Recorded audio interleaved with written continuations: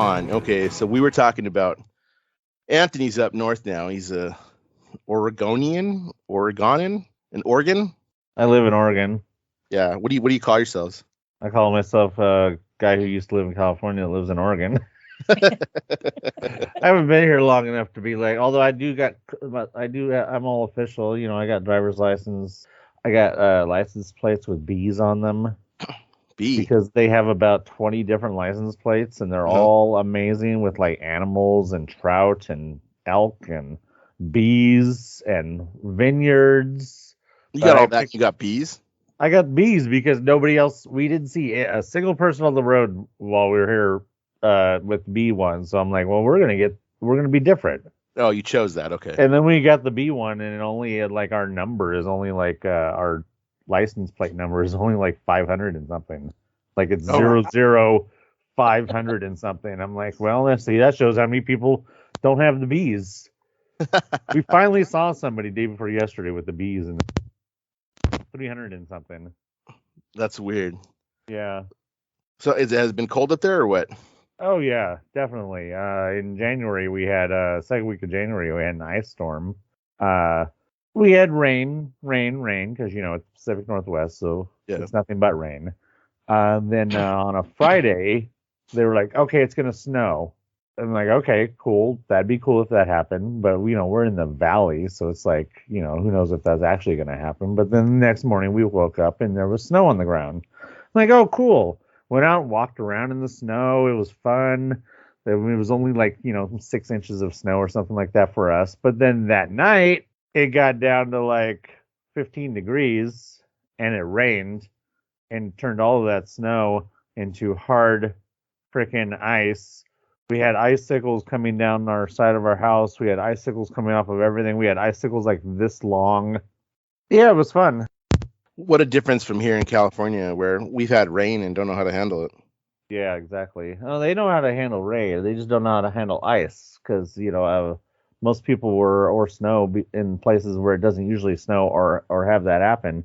Like we were basically stuck in our house from Sunday morning when basically everything iced over all the way until like Tuesday because even our cars were completely iced over. Like you could see the ice on the side of the tire, like as if you touched the tire with something, it would shatter. It looked so iced. Everything looked so iced over though. Like it looked like the car would break if you did the wrong thing. So it was just like had been there? You just have to let it sit there basically until the sun came out, like on Tuesday or Wednesday, to melt the ice enough to be able to do things. That's crazy. So is it kind of known up there? Do you like just stock up on? I guess it happens they were like, oh, this hasn't happened since 2019. I'm like, what is this, football? I hate it when they do that. You know, you ever watch football and they're like, oh, this hasn't happened since 2021. I'm like, shut up. Shut up. Don't stop it when you do that. I hate it when they do that. This hasn't happened since, and it's only been, you know, like a couple years. Don't ever use the words, it hasn't happened since, unless it's going to be more than 5 or 10 years ago. Just stop it. This hasn't happened since 2021. Right? Wow. So long ago. So long. Ancient history. This hasn't happened since last October. You get stuck down here, or you get stuck in the house when it rains or it snows over there. When it rains down here, we leave the house all the time. And so that's actually what Gina and I did the other day.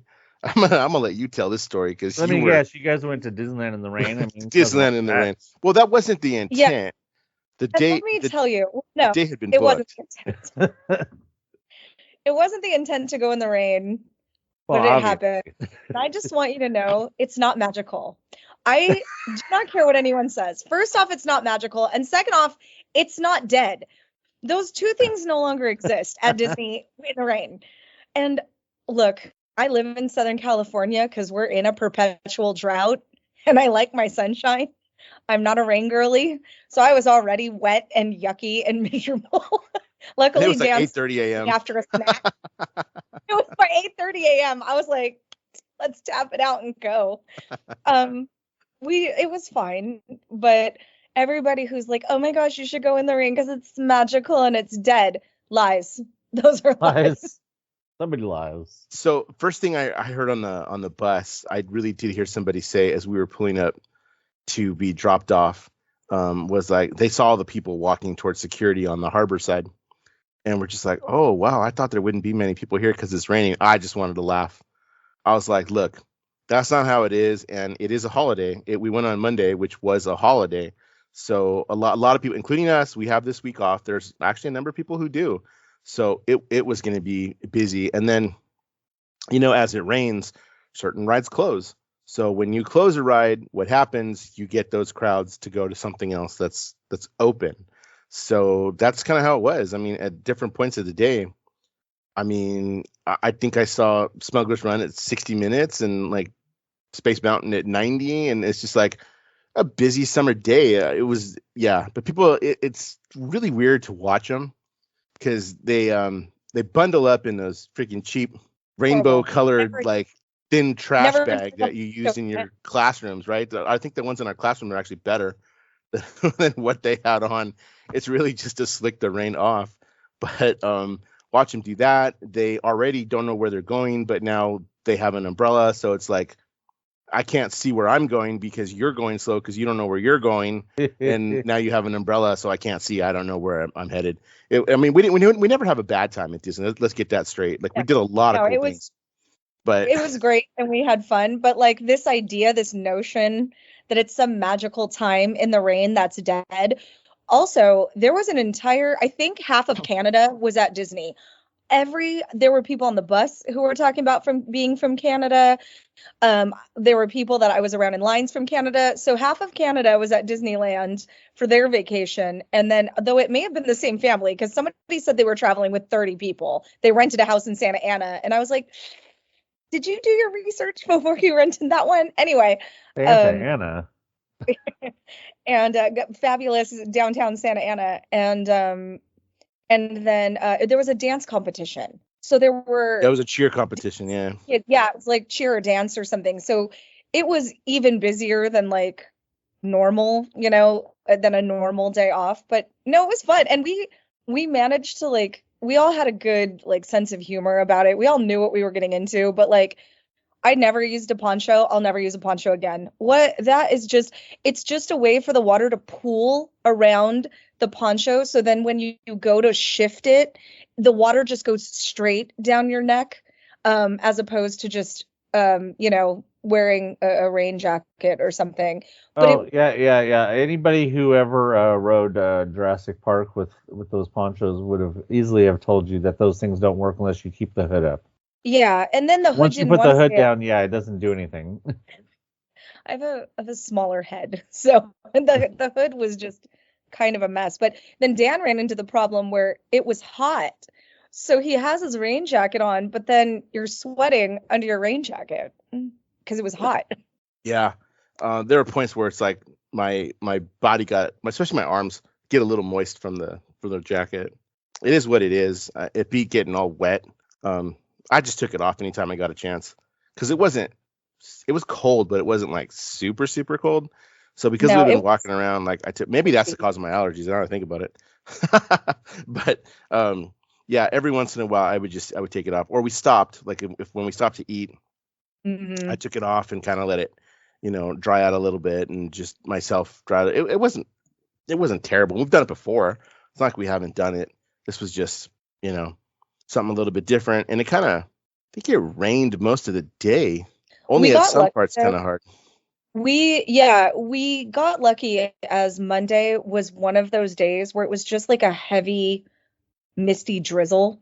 So it wasn't like a downpour. We weren't getting a deluge of rain. It was just like that heavy mist, enough to make you moist. And we were in our Spirit jerseys, and honestly, we didn't really start getting soaked through and cold until we were leaving, and we left around 2:30. So we were there all day because we got there. Aaron and I watched the Toy Story gate open. That's how early we were for the parking lot. So we got there before 6:50, and then we just hung out. So we were in the weather for a while, but Yeah, it wasn't overly bad. Yesterday was the worst rain. Yeah, it rained all day yesterday, for the most part down here. We did some different stuff. The Easter stuff. Have you seen the Easter stuff that they had for sale?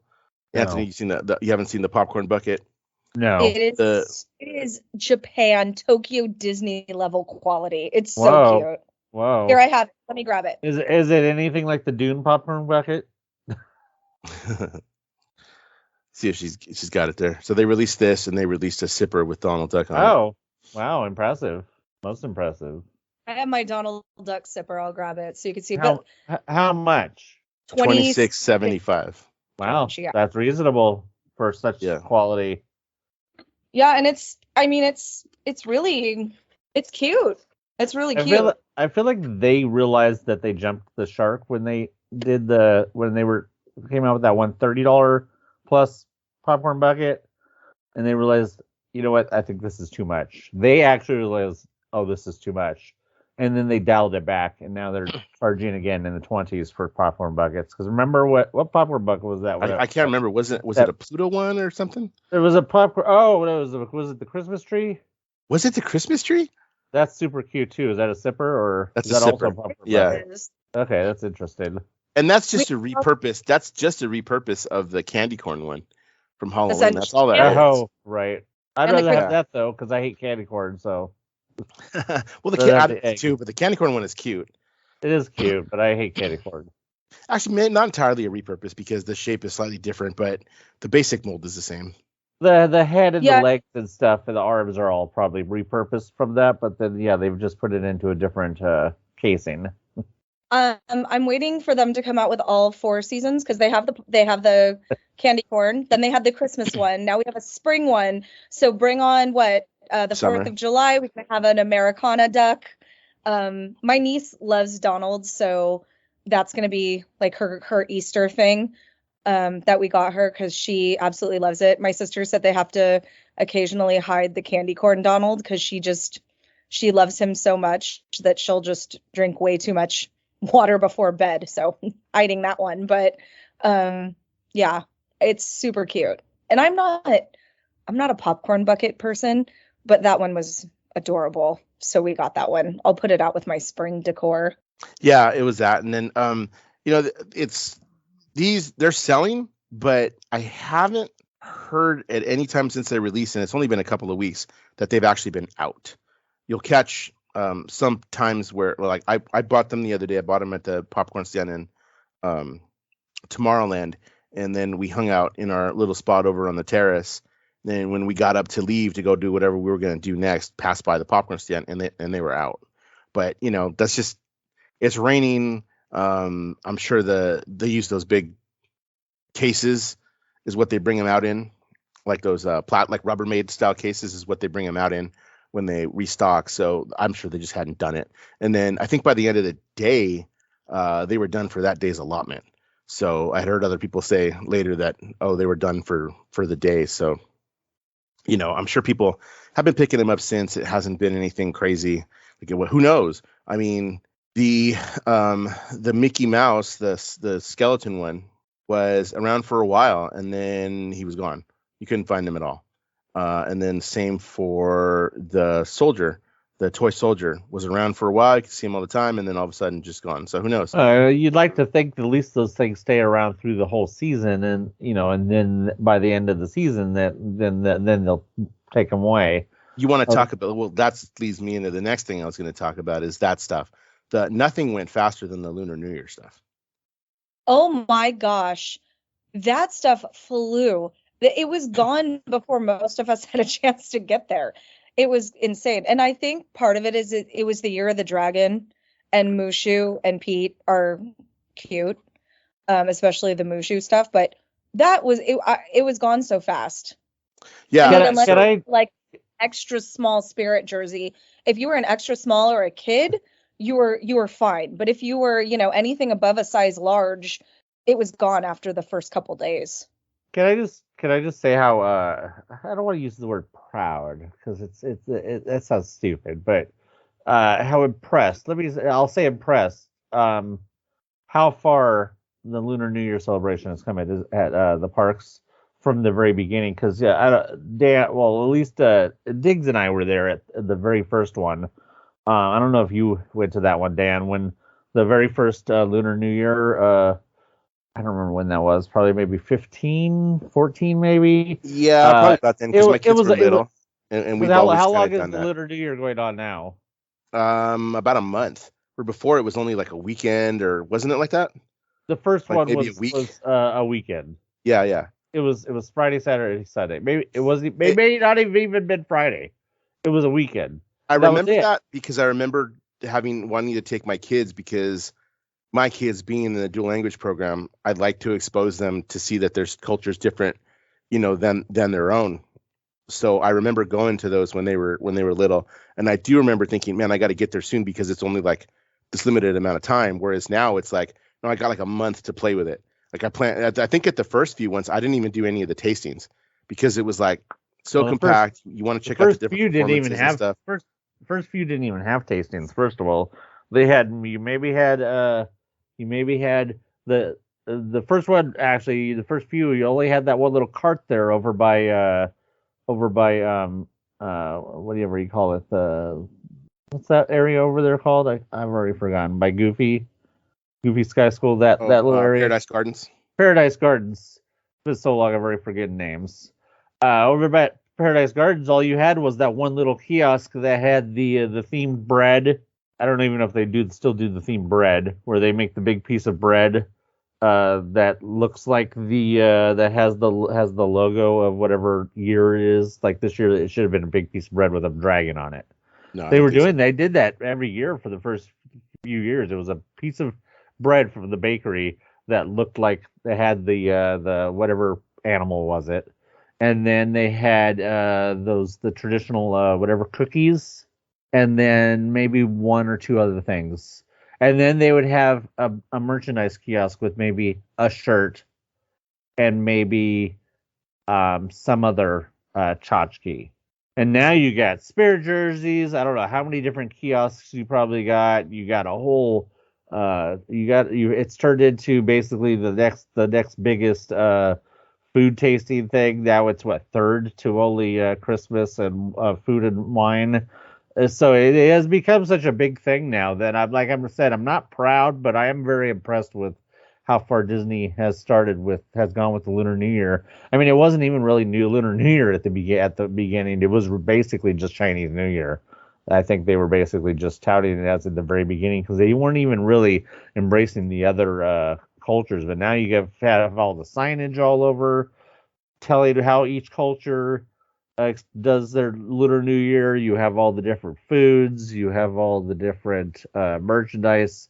It's really cool. And then then you started out with just the little performance that would come out in front of Paradise Gardens, do its little 5-minute performance, different sections, and then they would leave. Oh, that was weird.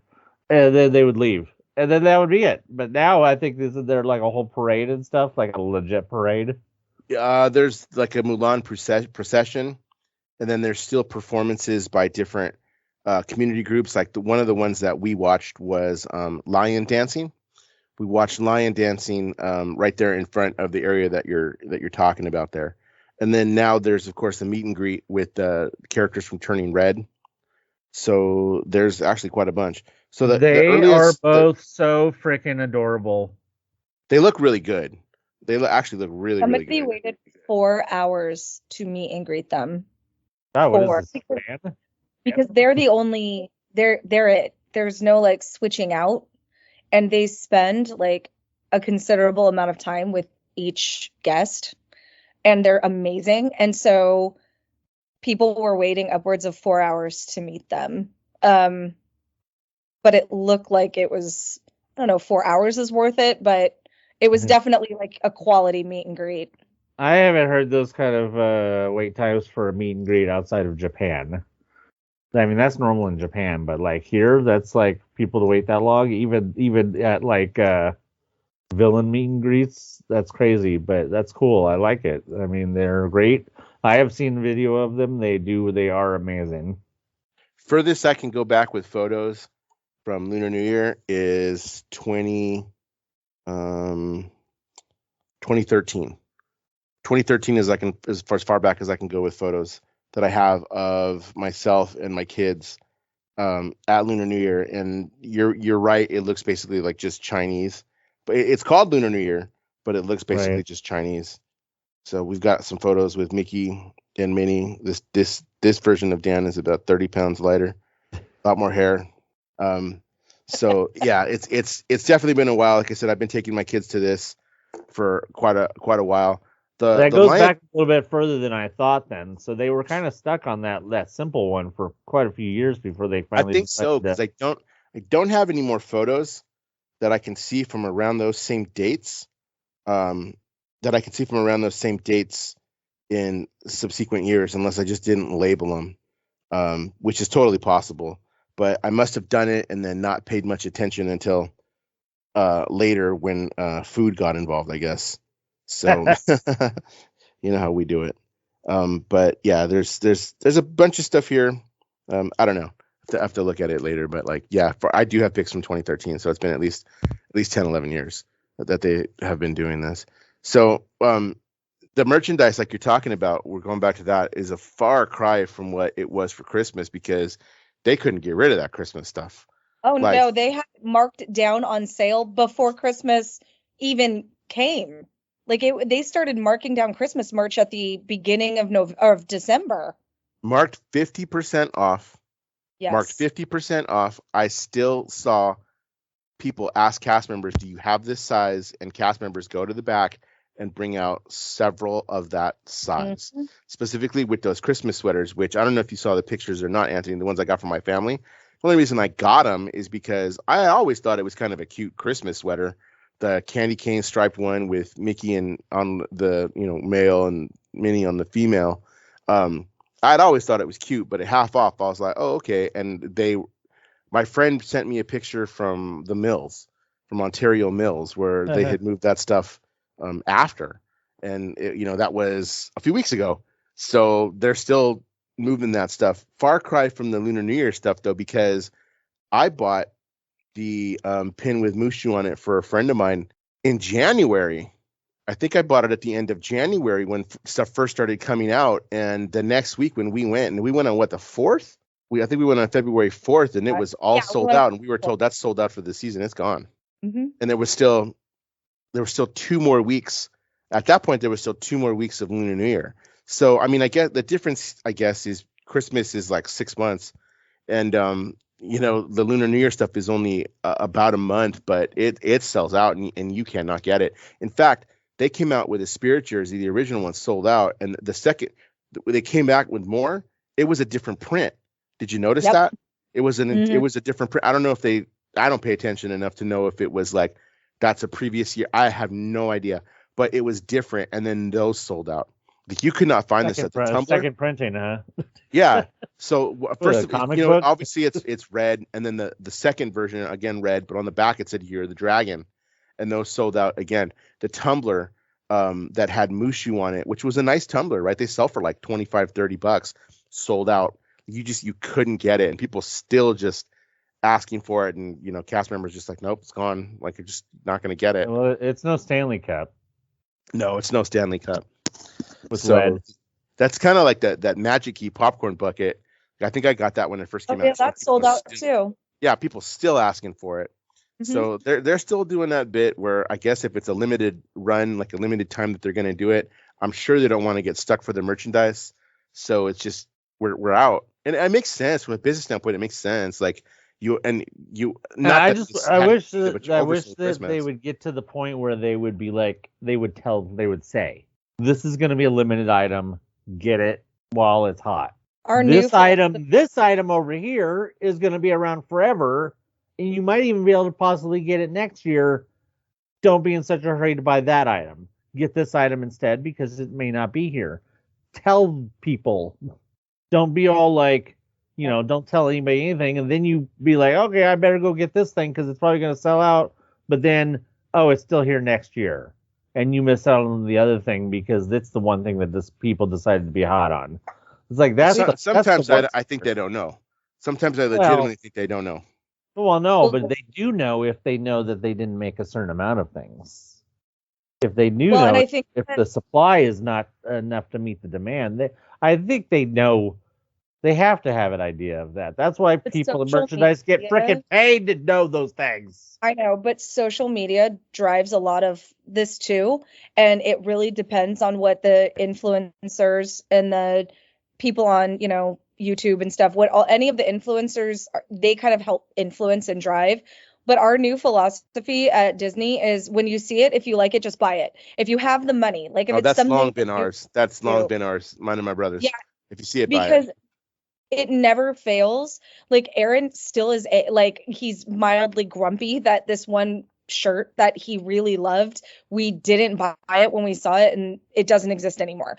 And I mean, so our new thing is that if you really want it, if it's something you really think that you're going to use and you're going to like, then just get it when you see it, because we don't know anymore.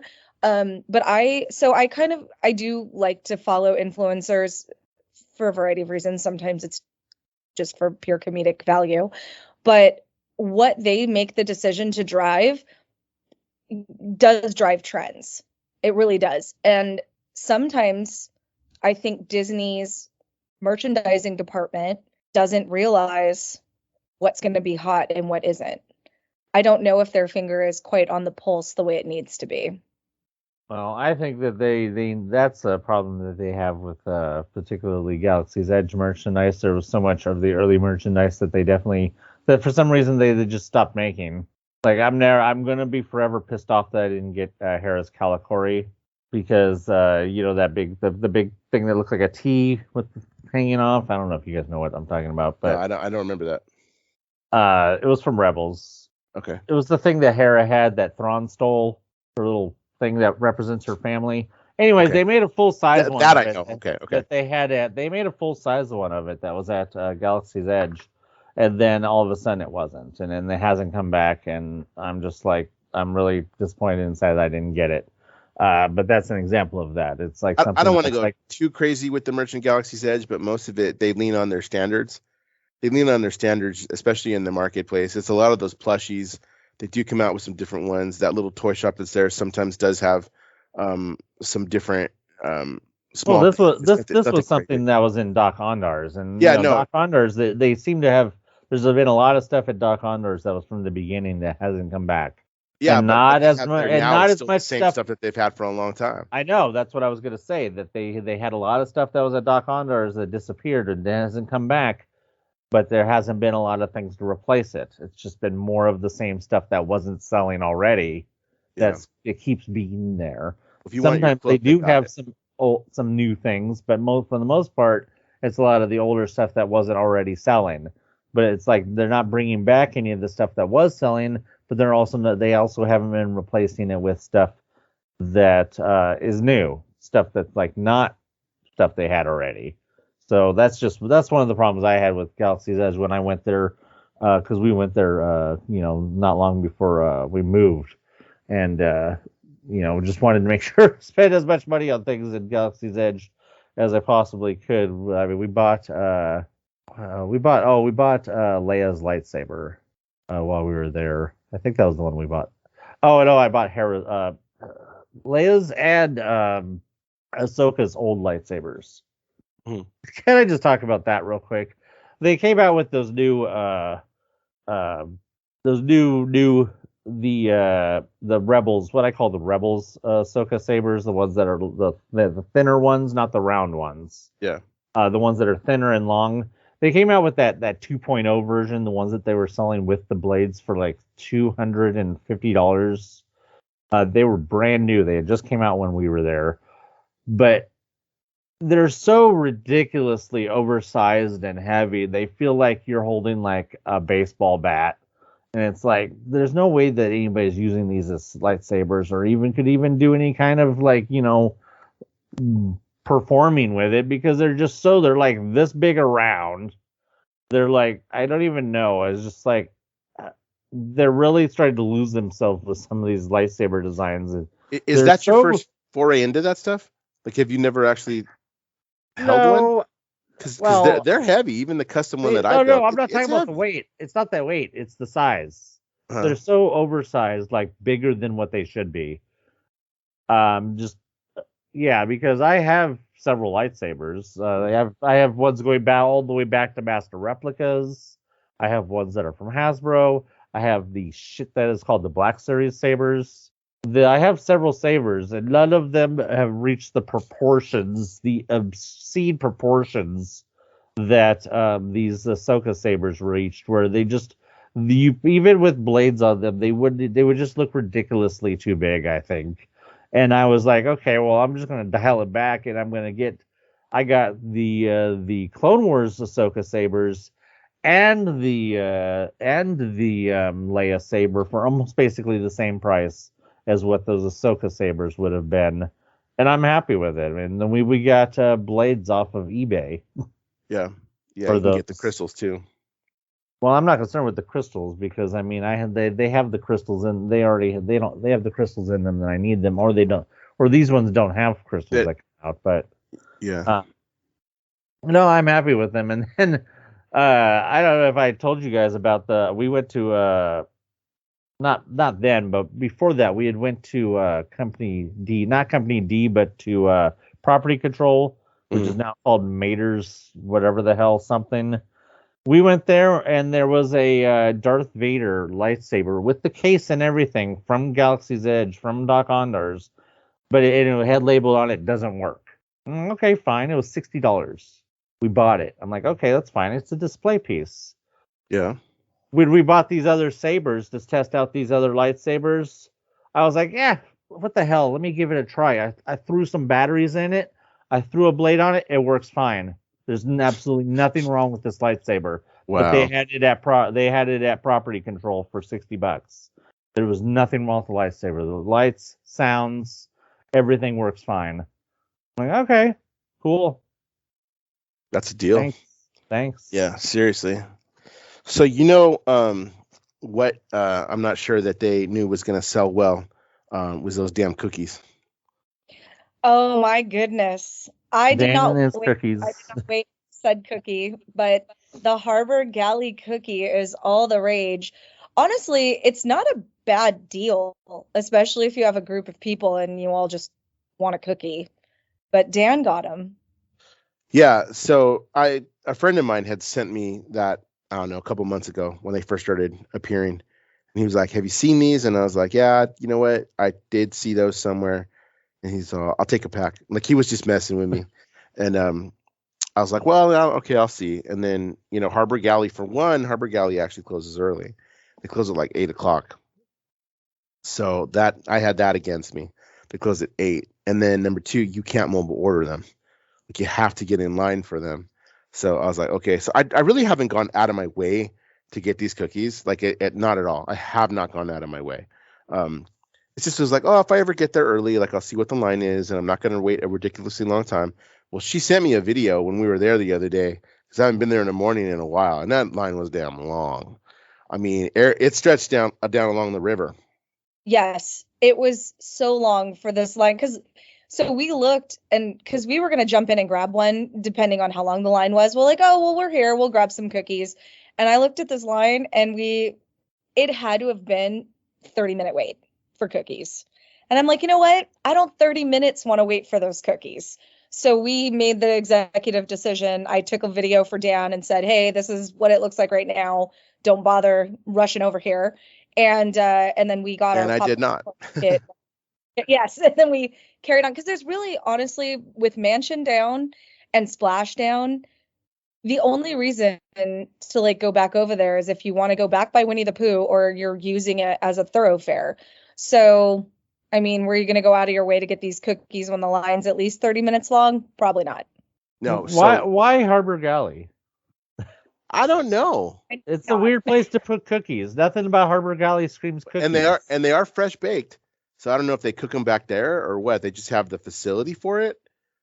I don't know. I wonder if they put it over there to drive people back in that corner, because there's no real reason to go back there. But they were there before Mansion was down. But they knew Mansion was going down.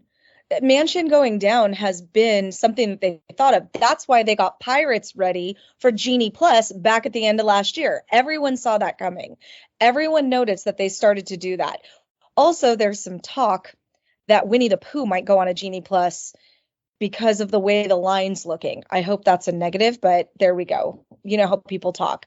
But I'm wondering if they didn't put the cookies back there just to help drive more business back there.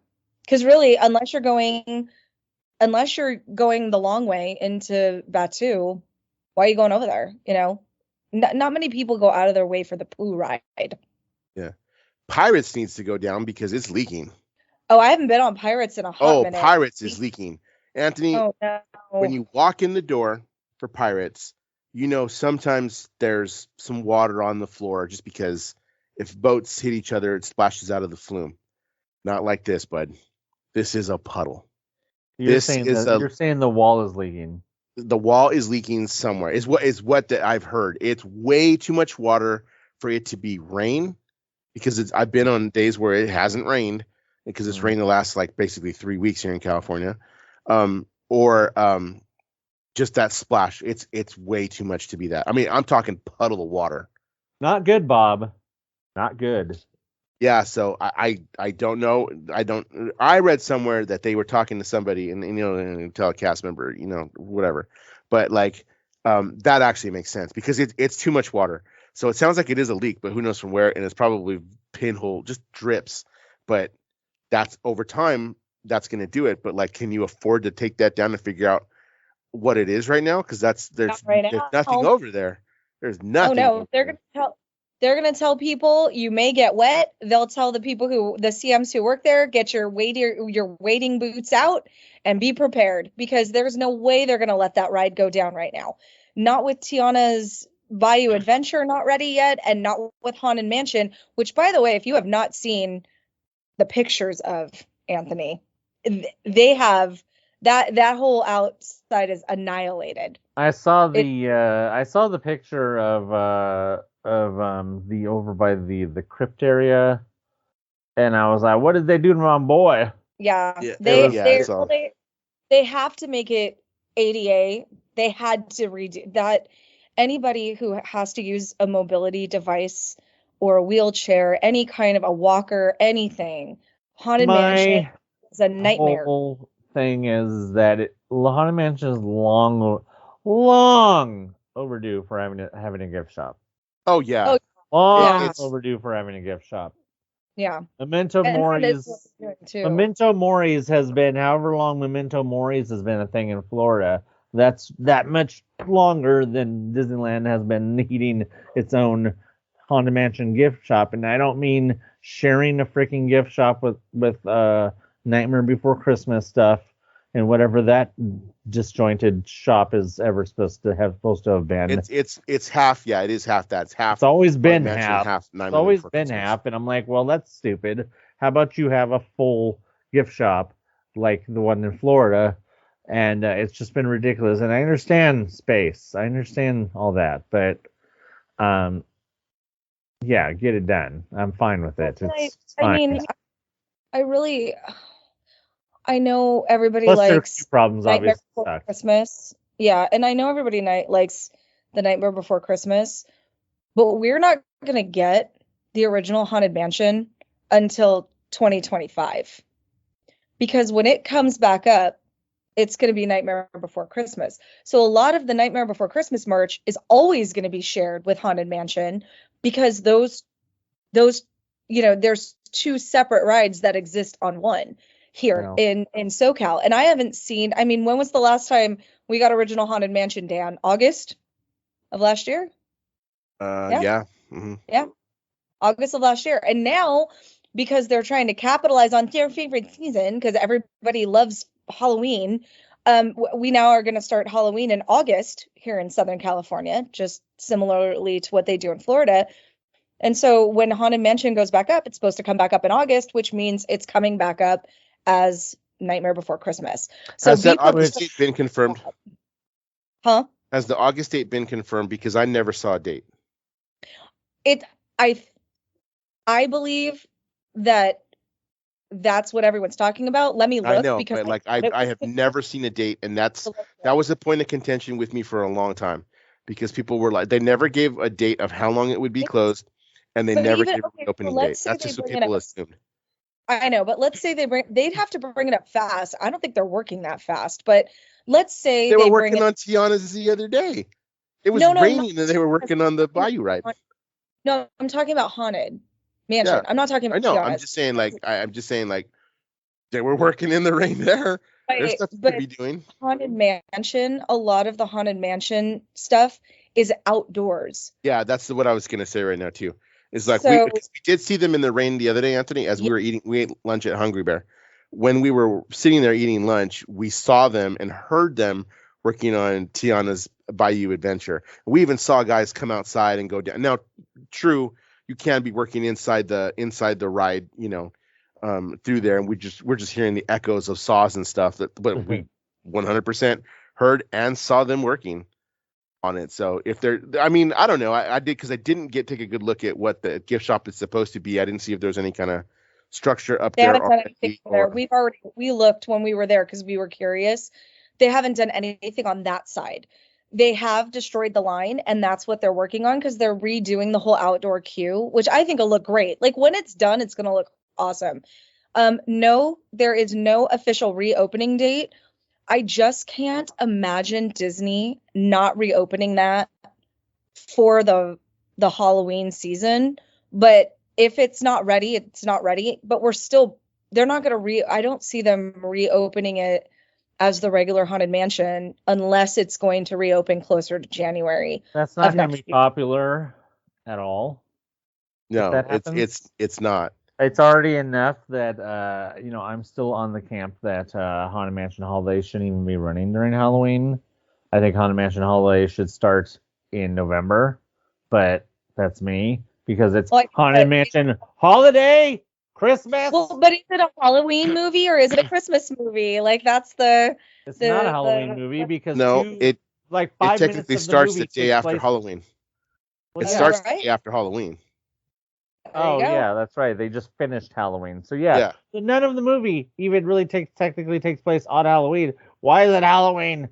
Why is it Halloween? It doesn't need to be Halloween. They could start Haunted Mansion Holiday in November. Now they've been doing it this way since 2001. So what are you gonna do? There's nothing you can do about it. They're not gonna make a decision 20 plus years later to change it. No, not when it's a merch mover like it is. Because remember, you have that stuff with Jack Skellington and Number for Christmas. You have it all year round, and it sells all year round. Hell, I just bought. You weren't there; you had left already. But I just bought my daughter a Spirit jersey. Her birthday was yesterday, her 18th. We're just looking around in the shop, and she said, "Dad, can you think I can get this? Like, kind of as for my birthday?" And I was like, "Yeah, kid." And that's what that's just what it is. It's just that, I mean, and I like it too. Hey, man. I like both. Not a kid anymore. No, she's not a kid. Yeah. Well, she was when I bought it. She was when I bought it. Today, she moused up. I'm calling the cops. Can I just say, you brought up Spirit jerseys just real fast. Let me change gears and just, you were talking about merchandise the other day, earlier, and not knowing what merchandise will be popular. Who's the guy that created Spirit jerseys, and did he know what monster he was creating? I'm going to say yes, because some of them, have you seen the prices of some of them? Oh, I know the prices. Don't even get me started on the prices, Dan. Spirit jerseys were what, $60 when they first came out? Yeah, and now Spirit jerseys are well over $120. Not everything, but like the one I got her was a pretty basic design, like the black one that everybody has, including me. Well, yeah, those ones are like what, 70? I think they're $70 because it's simple. The one I got her has a little bit more to it, because it has it's got Jack and Sally in the heart over here, over the chest, and then the rest of it, the bottom half of it, is kind of white and black striped down. It's cute. That was $80, right? I'm not paying that obviously because I'm an Inspire key holder, but the other ones, like those god awful ones that look like the Ed Hardy ones, are over $120. Yeah, so that's cute though, but because of the print, like what did that cost? Right. Originally. I want to say that this was $90, and it's fuzzy. Yeah, see, that's not bad. That's not bad for that. It does depend what it is, but some of them are god awful ugly, and I don't know if it's the print you're paying for because they don't look any different. They look no different than the black one, the black basic one that I have, but it's just all over Ed Hardy for $120. Some of them are getting way too busy. Yeah, that's what I mean. Some of them are getting way too busy. I saw one of the Lunar New Year ones, and I think it's a design that they've had since last year or the year before that just has like stuff the whole entire Spirit jersey is like covered with something. Weren't those like 90 though? Those weren't even ridiculous. No, but like the price for those design is ridiculous. It's well, that's based on the price, but it's also about the design.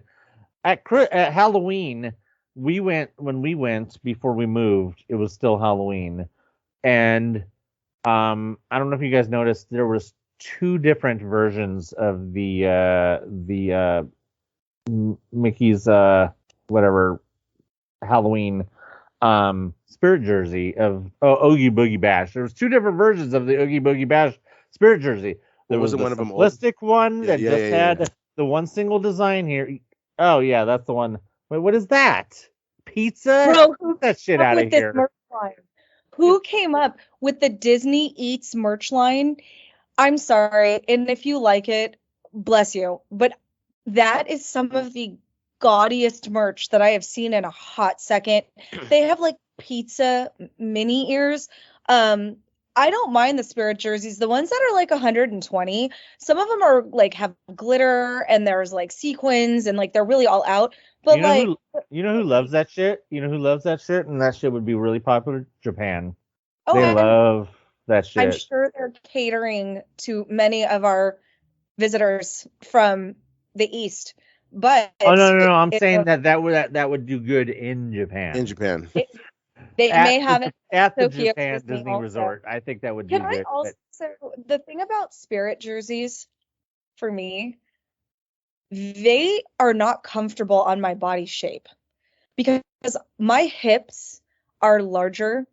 And so in order to fit my hips comfortably without it like feeling uncomfortable on me, the upper body, they think that I'm a linebacker and I'm not. So I have one Spirit jersey for me that I got through a friend from Company D. So it was half off. So I got it for $40. And I $40 like this Spirit jersey. But knowing how they fit me, I don't think I would pay full price for one because I don't like the way it fits my body type. It's just not comfortable.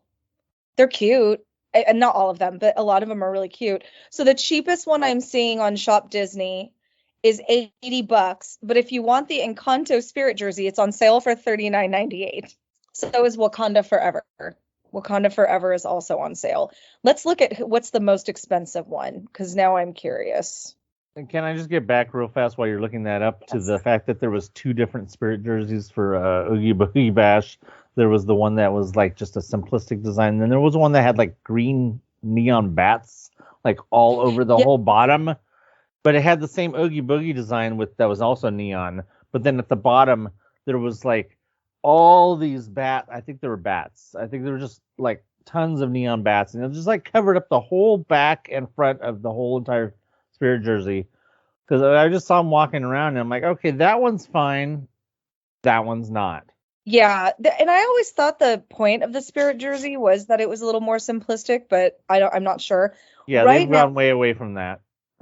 The most expensive Spirit jersey on Shop Disney is $99.99, and it is the one that doesn't even look like a Spirit jersey, but I'm going to tell you, smart on Disney's part, they took what was a Christmas Spirit jersey, which is the Disneyland sweater by Spirit jersey, and they repackaged it to also be with their Valentine's Day merch. God. And I'm going to tell you, brilliant marketing, because it looks like it could be either, because it just looks like a winter sweater. Just red. And it's red with white, which is, very simple, which could be Christmas. And it could also be Valentine's Day. So that's why there was a reason why they didn't make it red and green. Yes, honestly. And I like that one. It's very heavy. I think it's probably a little too thick for a Southern California. Even our winters, it's a little much. And then the next the next one that's $85 is this lovely Avatar. Oh Lord. Which is blue tie-dye with bubbles and yellow writing. So yeah, I feel like the Disney Shop Disney is definitely not Disney Store. Disney Store. Yeah, it's not Shop Disney anymore. Store. Whatever. Disney shopping is not doesn't have the they're not getting the expensive $100 over $100 spirit jerseys apparently then. I don't know. I think they do these stuff that they don't get, could fill up another warehouse, but how many other shit is on that food line besides that god awful pizza one? Every month, Dan, I don't know if you know, but every month I think they're releasing like a new one, and this is supposed to be throughout all of 2024, and it started with this spirit jersey, I want to say, which is just like a foods one. This one is the how long ago was that? Those are Disney World ones, aren't they? This one is Disney World, but there's here's the Disneyland one, and I'm gonna tell you, how long's that been going? On the Disney, the little hot dog with the mustard coming off of it. You're talking on the L? Whoa. Do you see that right there? Oh, on the Y. The Y. Oh my, that's It's giving Little Mermaid. Or have I just been teaching high school too long? I think it's both.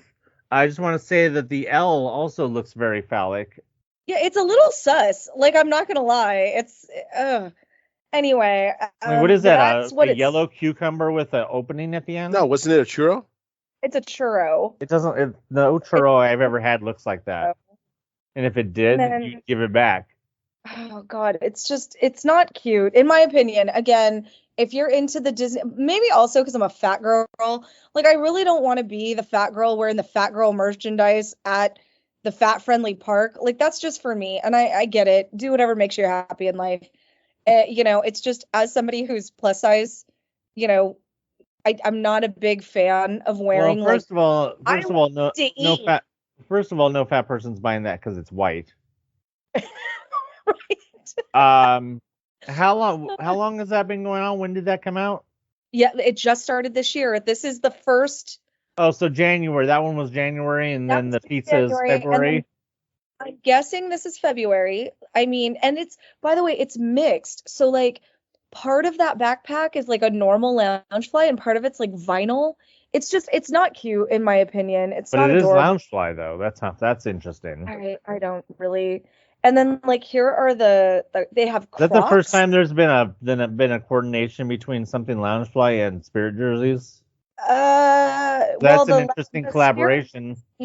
The Spirit jersey isn't a Loungefly, but they do have No. I'm saying, is that the first time there's been a collaboration? Like there's been something that's a Spirit jersey and a Loungefly that are the same theme. Because I think that is the thing. Is it now? I think it just started last year. Yeah. I think the coordination just started last year. They have a caramel apple pet bed. They have here you go. Your purse can look like a popcorn box. Okay, you know what? That's super cute though.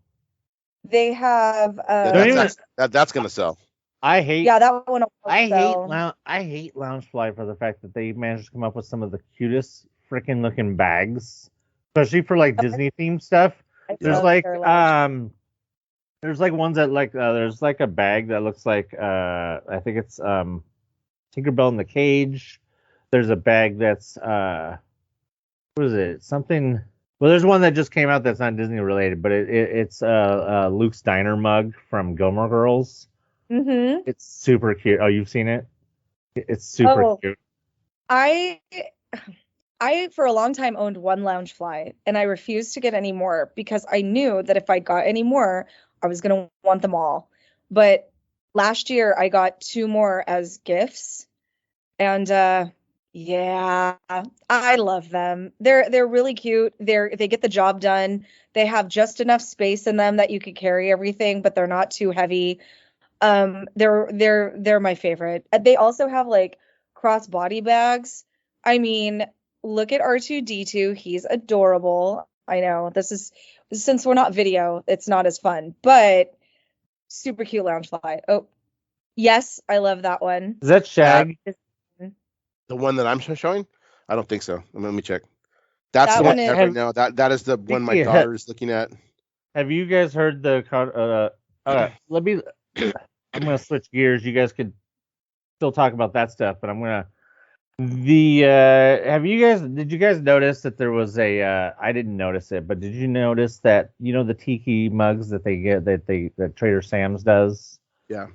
Did you notice that there was a point when they stopped being tiki mugs and they started being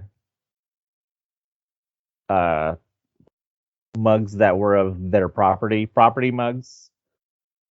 They were. I noticed the crossover. There was a point when the mugs at Trader Sam's were just tiki mugs. They weren't properties. Then all of a sudden they just started being nothing but properties.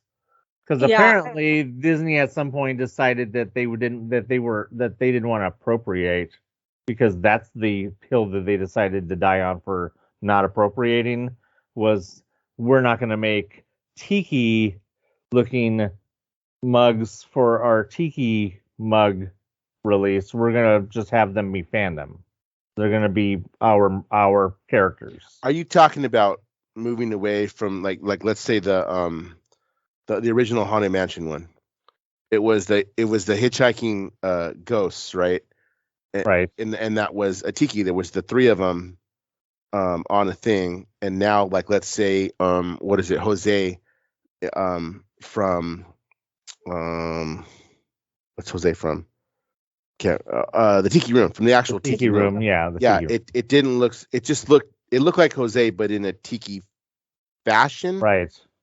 It wasn't so much like the original stuff. It was just it had that kind of like this was carved out. Like I carved this myself. Right. Kind of thing. Is that what you're talking about? That's what I'm talking about. Okay. Well, apparently I guess I have, because I just brought it up, but I mean I didn't give it much thought. Yeah. Apparently at the $85 a shot, I'm not buying them. Right. Apparently the reason is because Disney decided that the hill that they were going to die on for not appropriating was on tiki mug design. Okay. Which I find to be interesting. And the way I found this out is coming back to Shag, because apparently Shag had made a tiki mug design that Disney rejected on the grounds that they were not going to be making an appropriation design, blah, blah, blah, whatever. He's like, okay, fine. He gave the design to that. I don't know if you know that company that makes very Disney. Yeah, there's mugs. One that's it comes up on my ads all the time. That one. Yeah. He gave them the design and they made it. Disney's not happy about it. Shag is like, oh, well, you didn't give me any of my proofs for all of my designs last year. Yeah. So apparently Disney is not only trying to be PC with their non-appropriating of tiki mugs, because anybody, of all the things that I've seen people protest about Disney, that is not one of them. But apparently Disney is also stealing people's art and not sending them their what their I mean, maybe he got paid, but they're not fulfilling their obligation to artists. And Dan or Gina, I don't know if you guys know how far back they've been going with Shag. Yeah, he made designs for the 50th. Yeah, and before that, and he's very popular. They're very popular. Him and Disney have gone way back. Well, let's just say they're through, apparently. And he's known for that tiki kind of stuff. That's his thing. Right. Like completely, from the shirts, everything. Like you can the design is not, but you see something and you connect. Hey, that looks like a Shag piece, just because he has a certain style. Yeah, no, this Loungefly is not. It is the one that even I keep looking at that because it's such a nice design. But my daughter did express the other day, I kind of want to wait to see if we can find this one on clearance, because they've clearanced out a lot of Loungeflies too. They've clearanced out a lot of them. My the mom holiday got ones. me for Christmas a year ago a Tron one that was on clearance on Shop Disney. Yeah. So waiting for that. The Christmas ones went pretty quick. Yeah, and if you go to Loungefly's website, and there's also like third-party legitimate like Loungefly sellers, you can find so much out there. I also know, like, because Dan, we know somebody whose family works. We know a few people whose family works at Disney. Just have them look out at Company D, because every now and then, sometimes they'll get like one or two random, Which is open bags. right now for friends and family, by the way.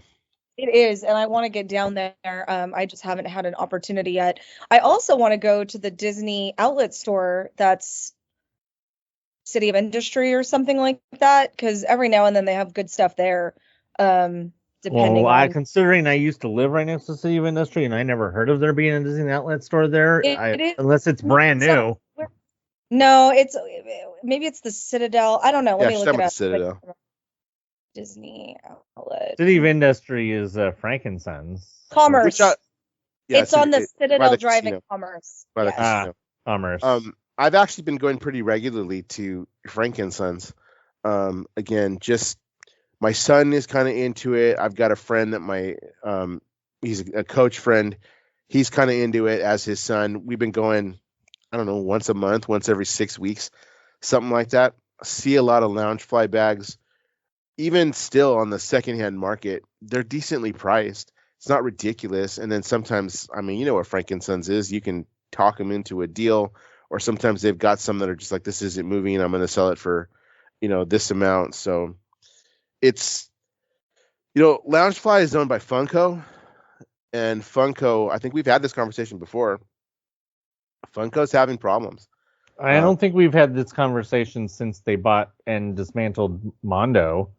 Well, Funko's definitely having problems. It's been in the news. Yeah. How much overstock that they just have, and how little stuff is actually worth. Like, it's not the same thing that it was because of the supply and demand thing. They just oversaturated the market making everything. Yeah, there's so many pops that are in the landfill with the ET cartridges. Yeah. So, and then, again, they own Loungefly. At some point, it becomes oversaturated. They bought and dismantled Mondo and got rid of most of the features that Mondo were popular for. So Funko, I just Googled it. Funko had a revenue of 1.14 billion, ending for the fiscal year ending on September 30th of 2023, but that's down over 14% revenue loss. That is a large percentage. Talk about go woke, go broke.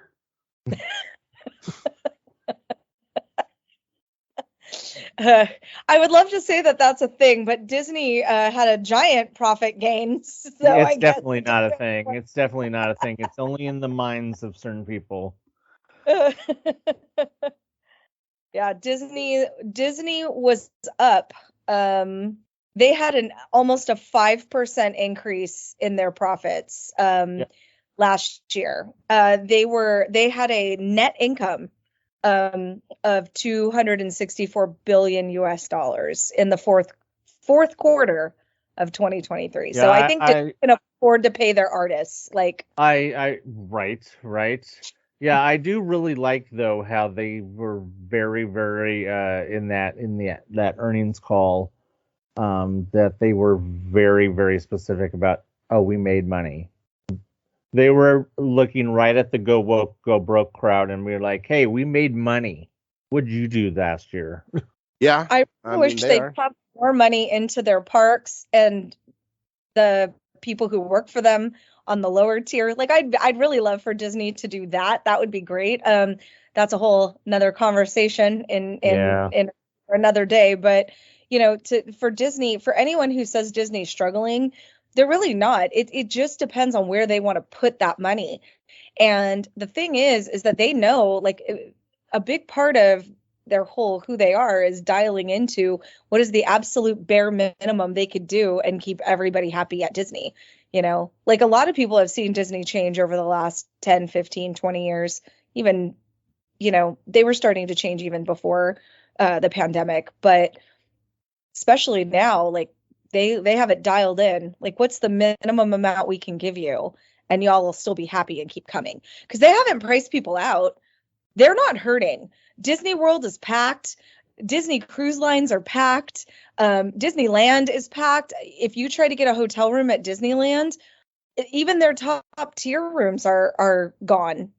They're not hurting for anything right now. They have a market, and people are willing to plop a lot of money down, even if it's on a credit card, to go live out their Disney vacation. And overseas, they are doing amazing things. I don't know if you guys have seen the videos of Frozen Land at is that Hong Kong? Tokyo? No. Yeah. The Frozen one is at either Shanghai or Hong Kong. I can't remember. No, I think it's Shanghai is Zootopia. Zootopia, which Yes. I don't know if you guys have seen it. It is freaking amazing. I've seen so many videos of it. I have watched ride-throughs of the ride so many times. I love it. That place, I could just hang out in Zootopia for like hours, just looking at all the detail. I want to go. My husband wants to visit Japan because he loves all the samurai kind of stuff. But I would love to go to do that and then hit up Tokyo Disney and then Hong Kong, Shanghai, and then come home. Because, I mean, how often would we get the opportunity, to do that? But that would you're totally missing out because right now is the perfect time to go to Japan because the yen is at an all-time low. Yes. Where it used to be 1,000 yen to $1, it's now about 1,000 yen is like a less money. 1 yen. Like $7. That worked out well for you. 70 cents. I lost my train of thought. Which way I was less thinking. than that.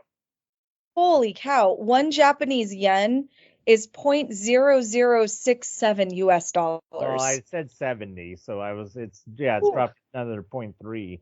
So it is that is low. Yeah, that's why there's been a lot of Disney bloggers have gone to Japan in the last month and a half.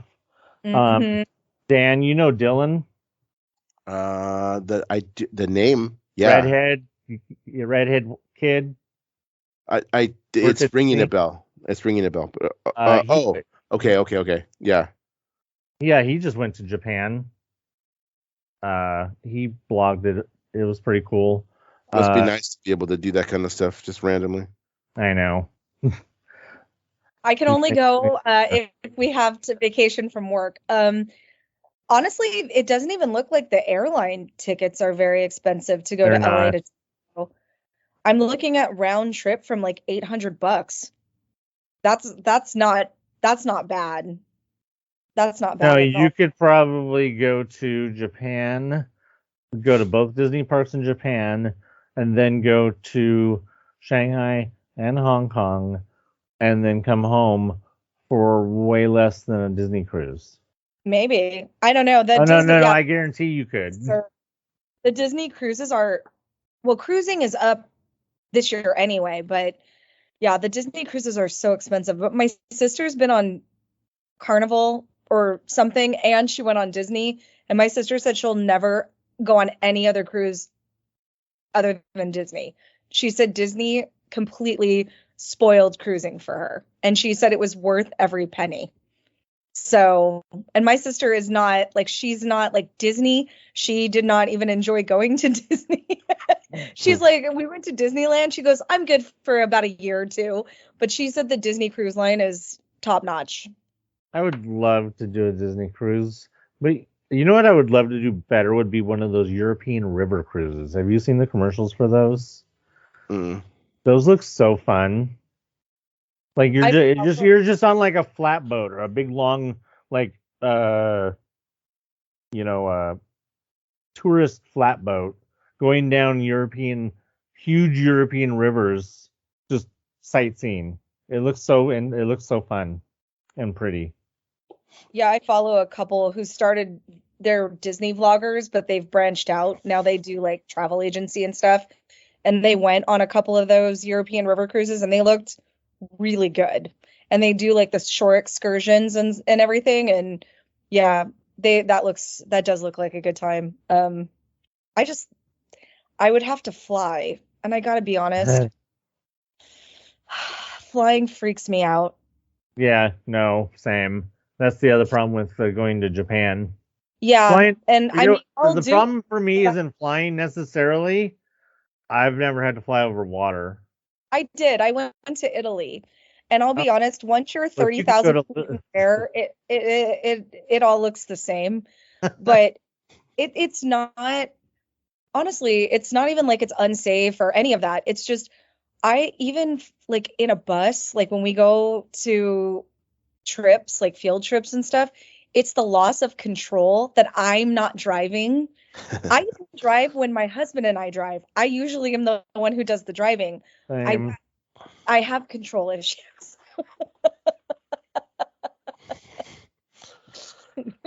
Dan's going, you? Nah.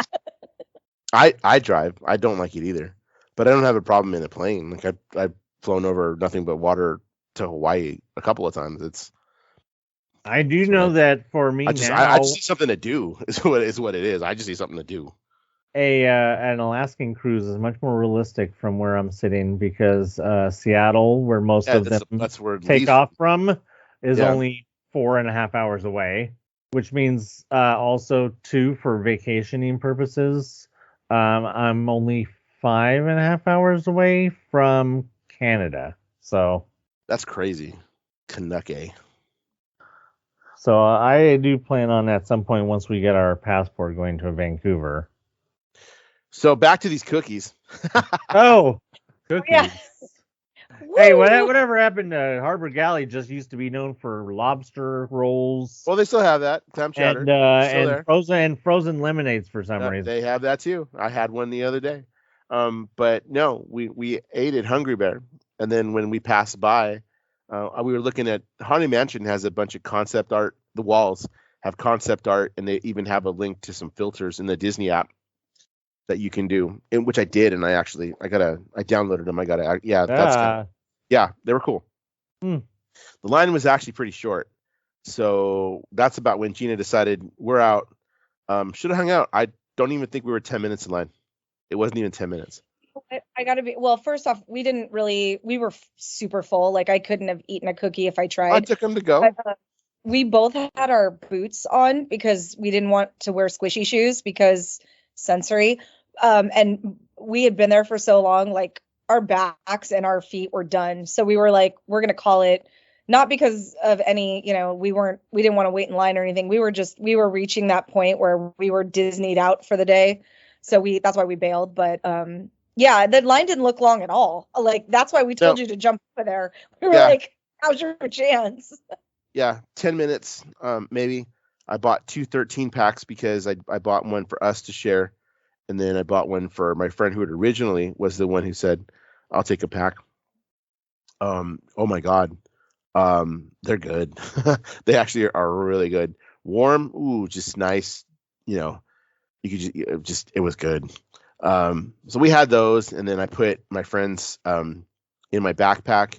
I texted him. I said, hey, I got something for you. He's like, what you got? I sent him a picture, and he was like, ooh, okay. So I dropped him off to him on the way home. He wasn't home, actually. I dropped him off with his daughter, who's my daughter's friend. And then he texted me later. He's like, oh, my God, dude. He's all, those cookies. And I was like, well, did you like them? He's all, what do you think? And I'm like, I don't know. Like, you got to tell me. Like, I had it warm. I don't know if you warmed it up or not. He's all, it don't matter. He's all, they were good. So I actually yesterday, because I still had some, I think I still actually have maybe one more in the kitchen. I ate one yesterday, just out of the box. Even not warm. Oh my God. They are good. I'm still not going to wait half an hour, but if you get the chance to pick some up, go for it, because they're actually really good. And they run about $1 a piece is what the final total is. No, like a 13 pack, I think was like $12. something like that. So it actually is not a bad price for what you're getting. So they were worth all the hype. I mean, I don't know. Again, I'm not going to wait 30 minutes for them, but if it's 10 minutes, okay. I would have waited 10 minutes in line to just check out to buy something in a store anyway. So it's not unreasonable, to do. But they do sell out, and that was late that day, and I don't know why. That was like after 2:00, like you said. Yeah. And normally by like 12:30, 1:00, they're gone. They're gone for the day. I ate at Harbor Galley the week before because we went, and my daughter was like, I kind of want some clam chowder, and I said that sounds good. Let's get some. I ordered it from Harbor Galley, and then knowing that I'd seen online earlier that the cookies were sold out for the day, but that no less than when I'm just trying to pick up my order, 5 or 6 people walk up asking about the cookies. Like, so they're that popular. And if that line is long, I don't know how many they go through in a day, but it seems like quite a bit. Because again, I did buy 2 13 packs and they didn't even flinch. Okay, yeah, 2 13 packs, okay. And it was just like, okay, here you go. So they're actually quite good and quite tasty. The other thing we did the week before, maybe 2 weeks before, was we actually tasted all the Lunar New Year stuff. And so I don't know if you know this, Anthony, but you obviously know with the tabs, right? From the Sip and Savor Pass. Tabs are gone. It's now a code that they scan on the back of your pass, and then you have a 4-digit PIN that verifies what you have left. That's actually how it works now, which we weren't sure about that at first because we were like, kind of like the tabs, tearing it off so we know, but this was way more convenient. It was so much more convenient. And then they still do the bit where you can worry about them breaking. Like if you shove the lanyard in somewhere, you didn't have to worry about the tab breaking and you losing anything. Nope. So it was really easy. Well, stop shoving your lanyard. Yeah. We stopped. We ordered everything at one booth. And so just went around picking it up later. So they told, in fact, we used it for one. And then when we stopped at a second booth, I ordered everything else I wanted for the day. And then a couple of extra things because it was just like, you know what, I want to try this too. So I'm going to buy that too. So they told me, okay, these things are free. And then you owe us for like these 2 items that you paid for. Yeah, sure. So I paid him for that. All done. As you know, it's much easier to pick up an item than it is to get in line to order the stuff. It's so much easier to just pick it up. So we did that, and we tried a good amount of stuff. Lunar New Year is my favorite of the festivals. Festival of Holidays is my least favorite is Festival of Holidays.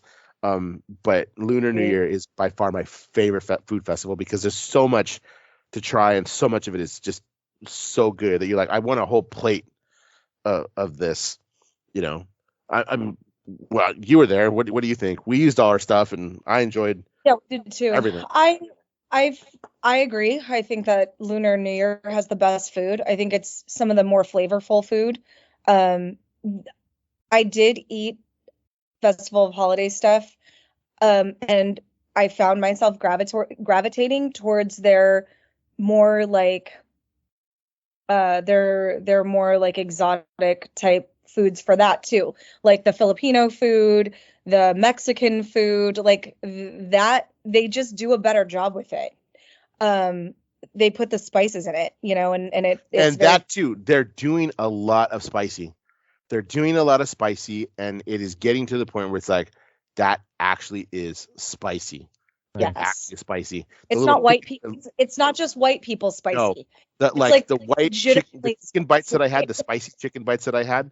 They were spicy. They were spicy.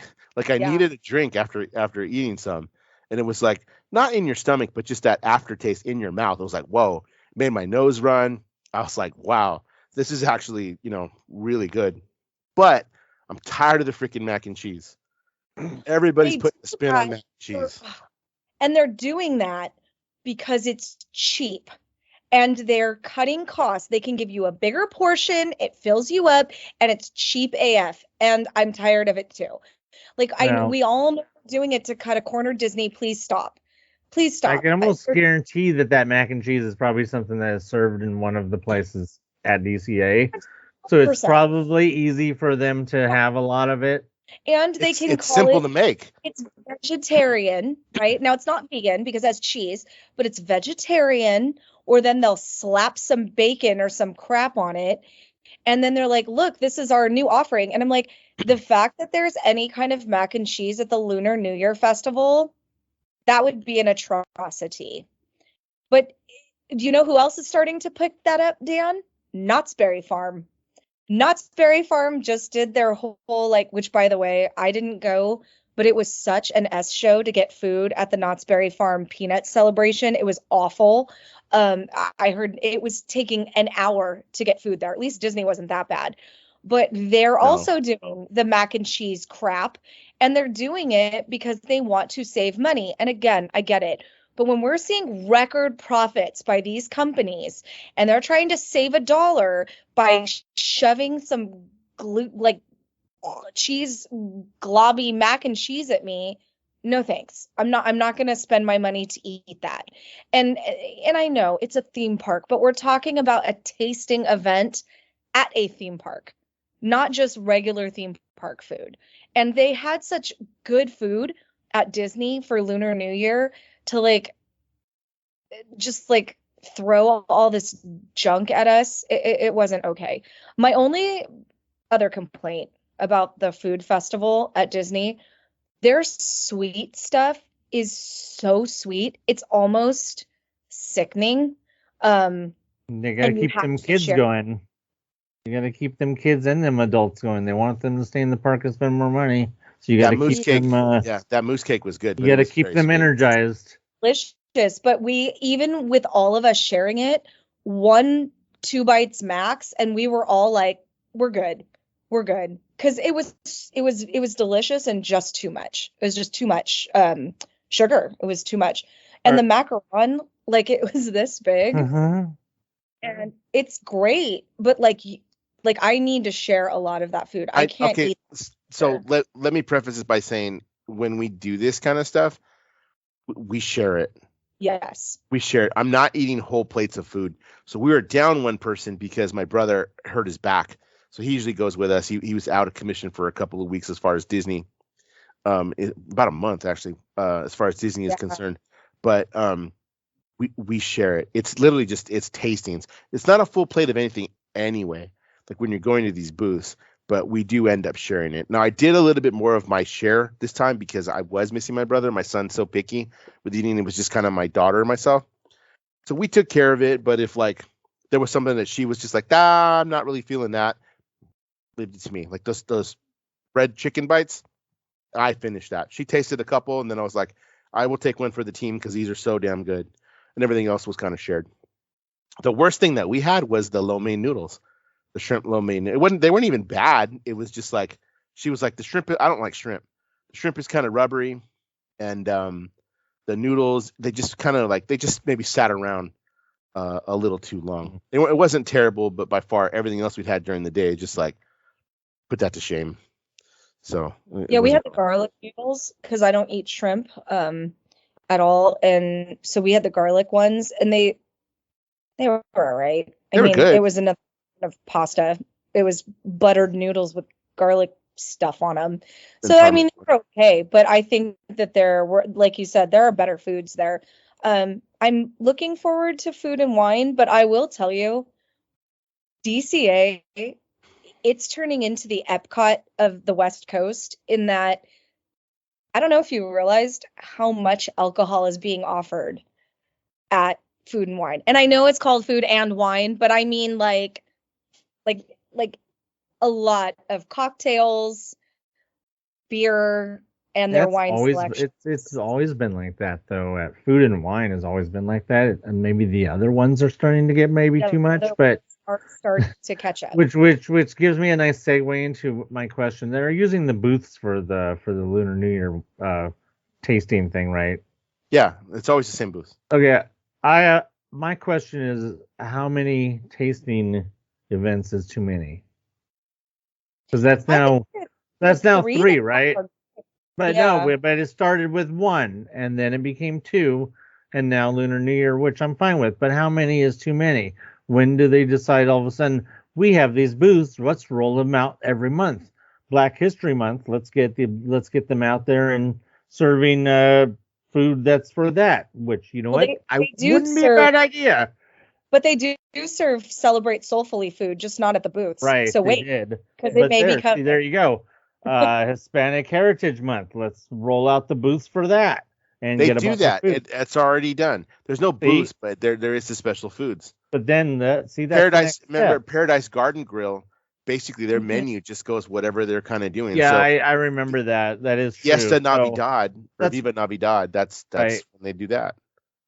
The next one, Halloween. When are they going to roll out the booths for Halloween and create a tasting event for Halloween? When does it end? When did they decide we're going to get our freaking money's worth on these booths? And yet they don't want to bring back the Frozen thing that they had over in the courtyard, where they had the Frozen themed booths over in front of the theater. Remember that, Dan? Sorry, I had myself muted. Yeah. Oh wow, that's taking it back. I know, but they had the skating rink, and then they had all the booths that were Frozen themed. I do, which I think are some of the booths that they're using now are some of those. But probably, yeah, no, I think they're booth happy, and I don't think that they're gonna rest on their laurels with expanding it to Lunar New Year. I think they're gonna just keep being like, you know what, let's just keep doing more.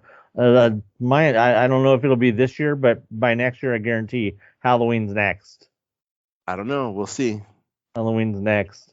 They might be. And I'll be honest, or Food and Wine's just going to go through summer. I wouldn't mind them doing like a different, like a smaller thing. I wouldn't mind that. My biggest, I think part of the bigger problem that DCA has for that is, unlike Epcot, they're not as big. And so sometimes the booths with the lines waiting for to get to order and get your food, it kind of gums up that thoroughfare. I enjoy having the booths and stuff.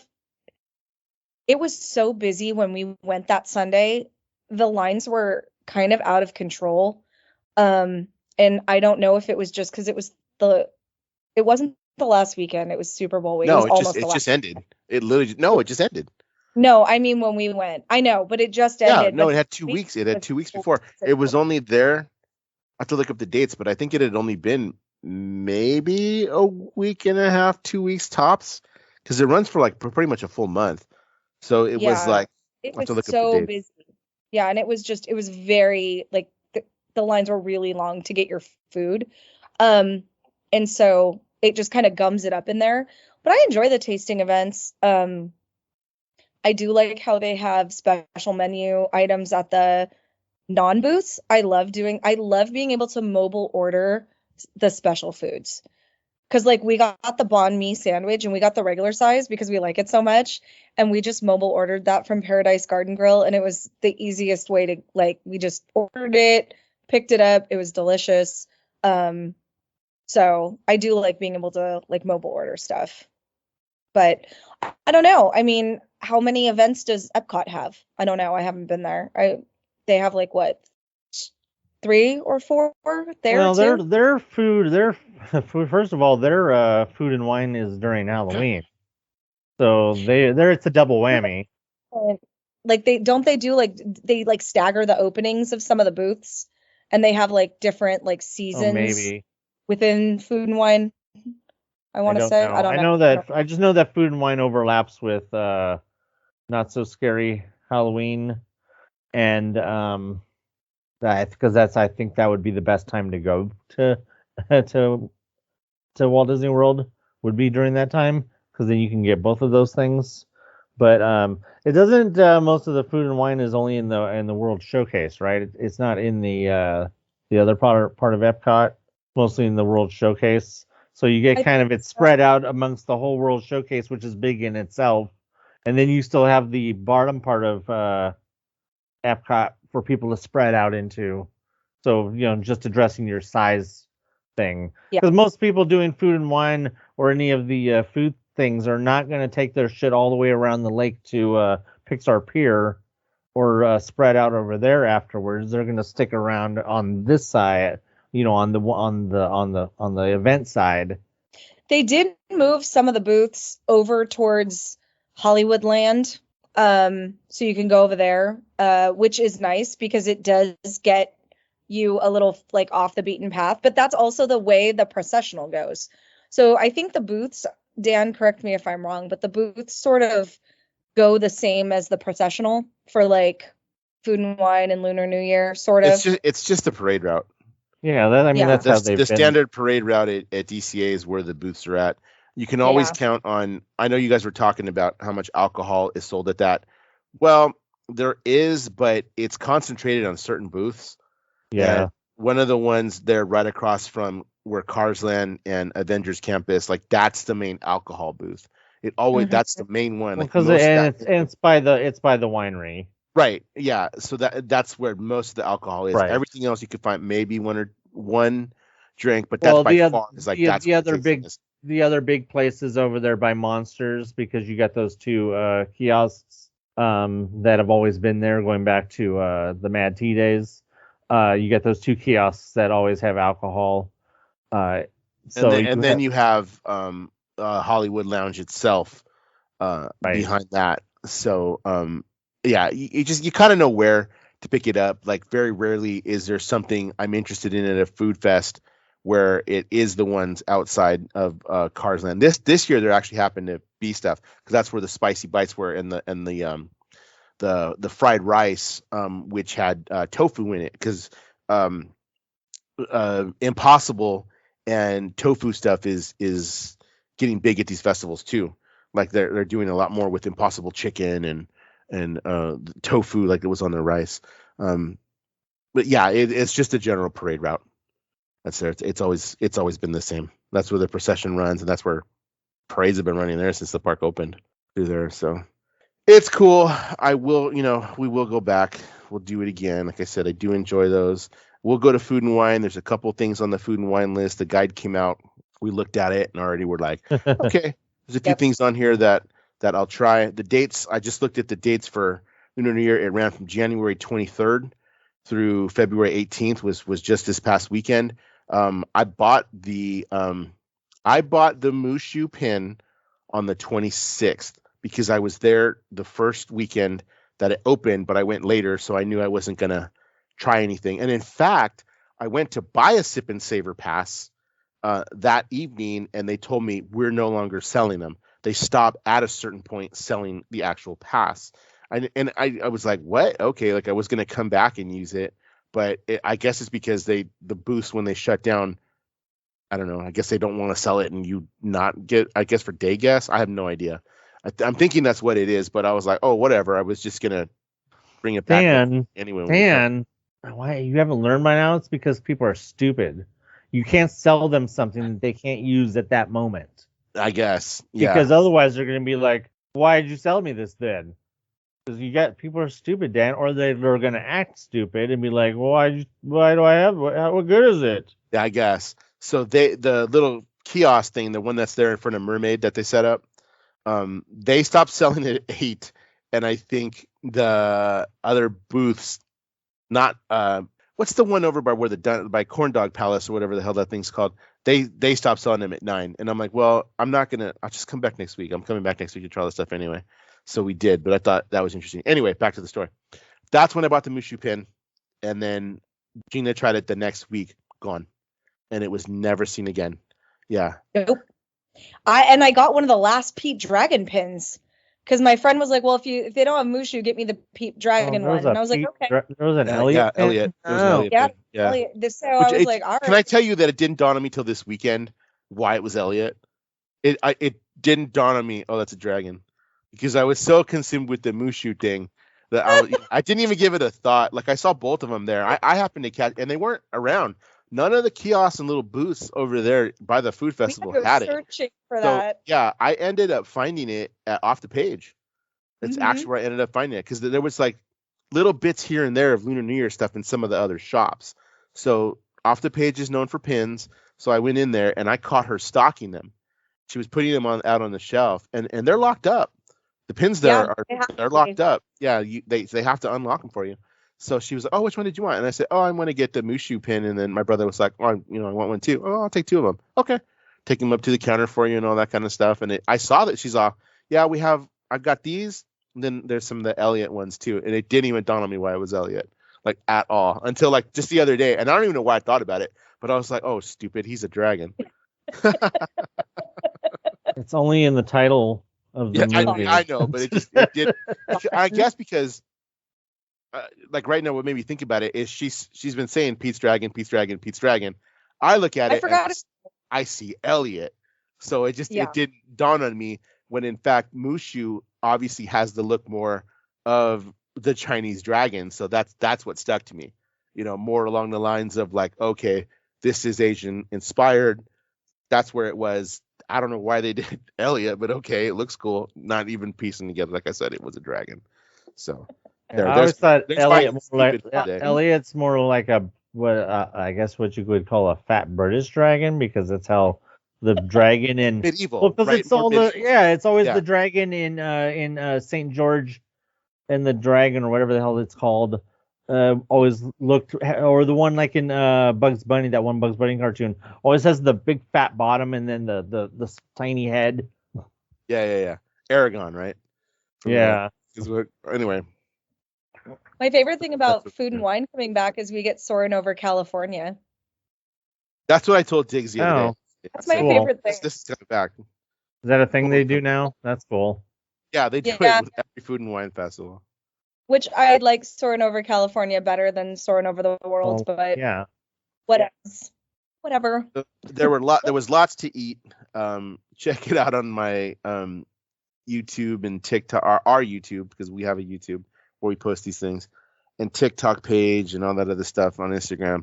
So we've been doing a bunch of that kind of stuff. Been to the park a number of times. That was the big one for there. What else is going on? Anything else we want to cover? We're hitting that time, getting close. You guys seen about our YouTube that we're doing now, where we drive around and and talk about that for a second. That's cool. I like listening. It's called we call it new. We're new to the Northwest on YouTube, and we just drive around and film where we're driving and just show all the. We saw on a video that's coming up that we're going to be posting next week, I think. We had a bald eagle, just fly right across in front of us. No big deal. In California, a bald eagle, yeah, flew across in front of us, and then a minute later, another one flew off to the side. That doesn't show up on camera, but it flew off to the side. No big deal. Driving along, cats in the road, middle of the road, chickens. These are all things that have been on videos that we've posted. New to the Northwest. I don't know if you guys both follow or. Well, I saw it. I need to. But you can't see who follows you on YouTube. It's so annoying. I don't like it. Yeah. I followed you with our Disney Channel one, and then I followed you on my personal one. So I followed you on both. Nice. Thank you. And I will. Both. That's been fun. Just driving around. I don't know if you guys saw the one where I was driving in the snow. That one just ends abruptly because we actually did get stuck in the snow and we couldn't go any further, and I ended up having to back up because we're in the grooves. Did either of you guys watch that video? I haven't seen that one. Okay, there's one that if you see the one where I'm driving in the snow, that's the one. It just abruptly stops because I had to then back up about a mile in order to then turn around and go back because I couldn't go any further, and there was absolutely no space for me to put on chains. Otherwise, I could have gone further if I'd done that, but it was getting dark, and that would have been very bad. But so that was the week after the ice storm. So that was fun. But so we've been having fun making those videos. So glad that you guys hopefully you guys can check out some of them. We're doing a whole bunch of covered bridges now. Apparently, we're in a covered bridge mecca of the Northwest. There's like 8 of them within a half hour of here. So we've been posting several of those. So that's cool. Been having fun with that. Well, I've been having fun filming stuff, but TikTok sometimes doesn't like the way I talk to people. Yeah, I've been trying to give you some views and likes on stuff. Dan got in trouble. I got in trouble. Yeah. I got hit with the suspension of DMs for a month on TikTok because I don't know if you saw the one I posted about being a magic key holder. I'm a magic key holder, so of course I this, and it was the of course one. Yes, I saw it. I didn't know that was a thing, but it had to be explained to me. Yeah. So it's trend. It's a trendy thing. So it was sarcasm. If you saw it, you realize. Right. If you know stuff, you realize it's sarcasm. You realize I'm just trying to be funny. Some people just didn't like that, and started a bunch of hateful comments, to which I fired back at some, deleted some, and was just like, I'm not going to do this. You got on the wrong side of TikTok, Dan. Yeah, I got on the wrong side of TikTok. Almost 250,000 views on that. Yeah. So for the amount of views you got, I don't know if the hate, I think the like to hate ratio was still in your favor for people who liked it, but you sort of wiggled onto the wrong side of TikTok on that. And it doesn't bother me. You just explain Twitter. Yeah. Or X. Yeah. So it was stupid. People just started talking about my appearance because I'm a big guy, and I was just like, that's all your pea brain can come up with? Really? You're that stupid? That doesn't hurt at all. I'm more thick-skinned than that anyway. It's like the people don't realize it's like we look in the mirror, we know what we look like. It was that to being. There's people who just. It was stupid. There's people who just like to. I don't know what's wrong with people. Yeah, we've gotten comments on some of our videos. They were like, well, too bad it's in commie blue Oregon, or they have no idea what Oregon's if they think the entire state is commie and blue. Or oh well, too bad it'll be ruined by the libtards in Portland. People. It's that kind of that. We've gotten a few of those, but it's got a troll. I just think it doesn't bother me. You can't do anything about those people. No, and that's all they live for. That's all their purpose is. And it's stupid. You get this, and you get somebody that said to me, "Oh, at your age, at my age, this is coming from the guy with the tattoo of his last name on the back of his head. You don't remember your last name? You have to put that's stupid. Who are you to talk?" So I just decided the easiest thing to do was to limit comments to people that I follow, because it was just easier. I forgot the DMs. And so somebody took the time to DM me some more hateful stuff, to which I fired back. And when I say I violated community guidelines, Anthony, I violated community guidelines. I 100% admit. He made it worse. Probably similar to the way that I got my first my good Twitter account suspended. I laid into this guy. I laid into him hard. But what I did was I shot back. I went to his page, looked at it, made some comments about, he's talking to me about this stuff. So I made some comments about how he wasn't man enough to join the military, so he has to play his video games, and then some other very, very derogatory comments, because I was angry that he DM'd me this. So I shot it back. I waited until it said "seen" just now. Could see he was typing back. Hit him with the block. So it's like, you can't answer me, and then TikTok must have seen it. So I got hit with "you're bullying and harassing people." I'm bullying and harassing people. Wow. He's bullying and harassing people. I just was defending. How very Elon of TikTok.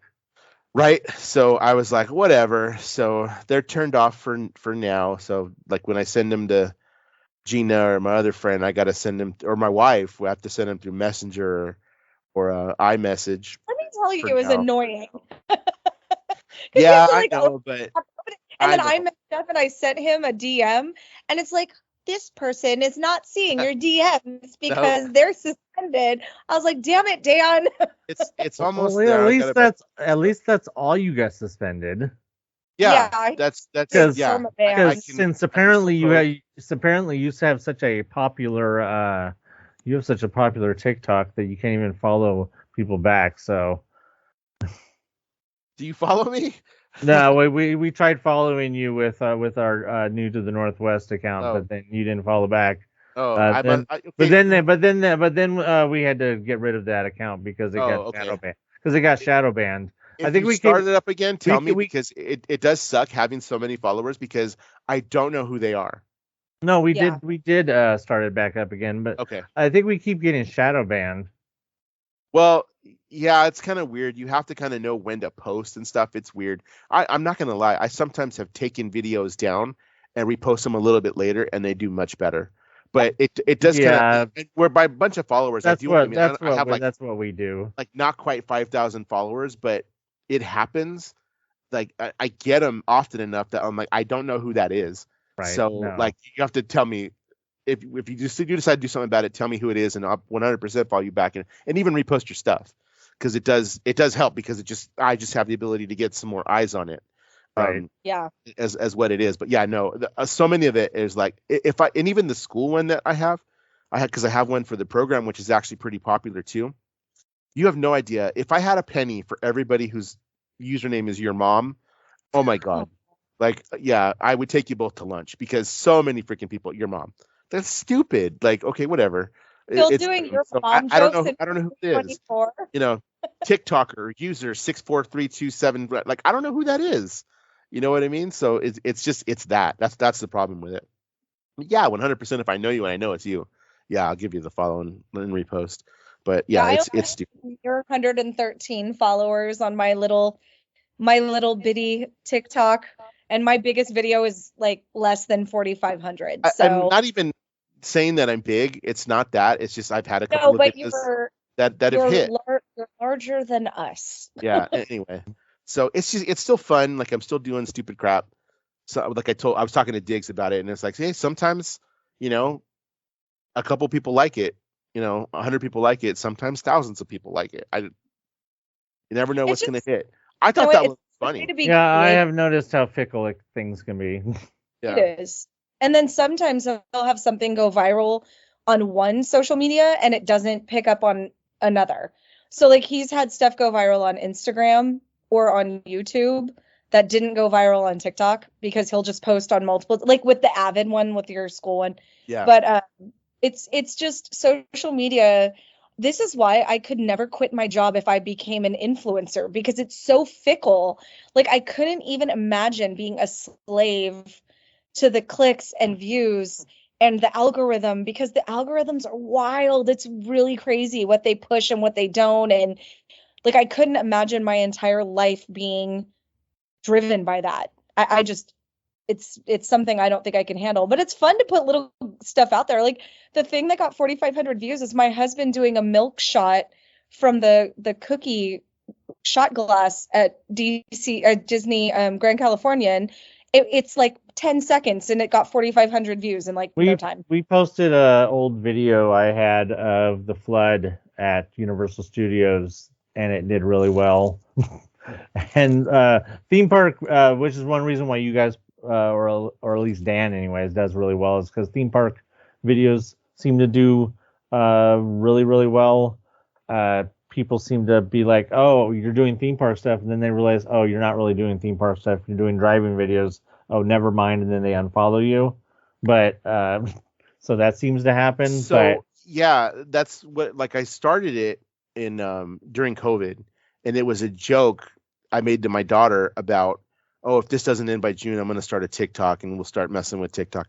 And so I made it because obviously we were home in June. And the first couple were just me mocking some stuff to a sound, just acting up and doing stuff like that. And then I was just like, well, I got a bunch of Disney videos that I just record stuff to record stuff. I don't even know what I'm going to do with it sometimes when I go. And I posted some Disney stuff and that's kind of what hit. That's what people kind of wanted to see. That's the niche thing. So it's like, okay, I guess I fit into this. Okay, I'm just going to this is what people want to see. I'm just going to keep making videos about this. And I'll post some other stuff from time to time, some of the concerts I go to and stuff. It doesn't do anywhere near as well as the Disney stuff. It's just what people want to see. Your story of Gwen Stefani popped off pretty good. But it was a Disney related thing. True, that is. And it was a Disney related thing. And then I did that one about the bathrooms at DCA. This is a work of art. This is bullshit. Like, it was just stupid. And some of them she was there when I filmed the one that I did. It literally was like, oh, I got an idea.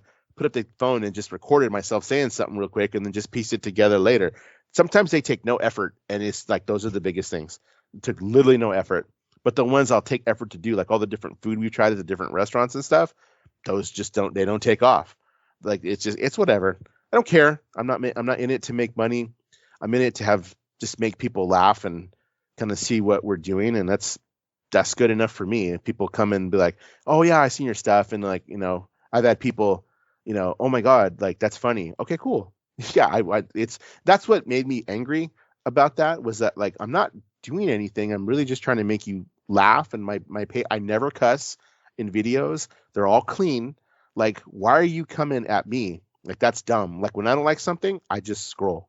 It's that simple. Or I can hold down the screen and a different option pops up to say not interested. So now I no longer see content like that because I'm not interested. They don't know how to do that. I know. It's dumb. It's not their thing. Plus, I mean, that's not how it works on there. I mean, the thing you have to be careful now with especially on the former Twitter, is the blue checks. They're saying stuff just because they want to get that interaction, because they're going to make money off of the interactions. They want to generate that controversy, so that way they could do that, get people yelling at you, because every time somebody yells at them, it's making them money. So, and that is something I have never been able to do anything that's had any traction on Twitter, no matter what. My personal one, the school one, the Disney one, there's no traction on Twitter at all. So I basically gave up. All the traction is TikTok, Instagram, and YouTube. And that's fine. Like Gina said, sometimes it blows up in one place and it doesn't in another. And that's fine, because there's more eyes that put onto it. Even on the page that we have, our YouTube for this, got a couple hundred followers. People watch it. Sometimes it's just a few. Sometimes it's a couple thousand. It's whatever. I don't care. It's just us messing around and showing kind of what we do, and an outlet for creativity. Because I've had a bunch of people tell me, dude, you're so creative. And I'm like, thanks. I really don't think about it like that, but I guess so. Like, we'll come up with a dumb idea and then just like execute it. And even with the one for school, like, I'm really well known for the one for school. It's weird. Like, people know me for the one I have for work. And I get told that all the time. It's so creative. How do you come up with this stuff? Well, sometimes it's me, sometimes it's the kids. And then we'll just throw out ideas. And, okay, that's funny. And they're always supposed to be humorous. That's the point. We're going to make it humorous. We're poking fun at ourselves or whatever. And I half am poking fun at myself, in the one that I did that just blew up. But it's like, it's whatever. So as long as I'm having fun, it's fine. I will eventually turn on the DMs will go back, and the comments just kind of when it dies down a little bit. Just of all your posts that you would have thought that you would have gotten some sort of hate from, would that have been the one you would have put on? I mean, come on. No. And I literally put really making fun. This is sarcasm. Like, are these people like? Do people like? Are these people actually pass holders that are like offended? No, or are they just like people that sort of? So there's this whole thing on TikTok, honestly. Because there are so many people struggling, and we recognize that, right? And it's not like we're sitting here on Easy Street. We're not having Kardashian money, but we allocate our money to where our only outlet. Like, really, I don't go on trips. I go to Disneyland. But there's this whole section of the internet, this little corner of the internet, who, if you have any extra money and you go do anything fun, you are just berated for it. Like, how dare you have any fun when X is happening? And it's like, bro, not everything is black and white. You can acknowledge that stuff sucks and that people are struggling. By the way, nobody knows how much money Dan and I funnel back into our programs at work. No one understands how much money we give to people, right? Like, to students, whatever, because it doesn't matter. But when you do something fun, how dare you do anything that might be remotely fun. And then Disney has a lot of negativity attached to it for a lot of reasons, right? Politically, socially, economically, globally. And so I think that that's the corner of the internet. Unfortunately, with Disney, and as a Disney adult, you can get a lot of like momentum and there's a lot of joy there, but there's a little dark corner of the internet where people are just assholes and they love to be mad. And it's like, look, man, I get that people are struggling. Like, nobody knows our situations either, but it's like, if you haven't posted a Disney video and haven't gotten a groomer's comment on it, then you haven't made it, right? Yeah. Well, then I made it. Let me tell you what I made it. Yeah. Dan did it. And then, also with our line of work, or pedophile, there's a whole corner of the internet that is, like where the two worlds collide, where Disney and education meet. It's like, you have to just be able to go, all right, man, I'm not listening to you. And it's not like we can't take criticism. Like I said, we teach teenagers.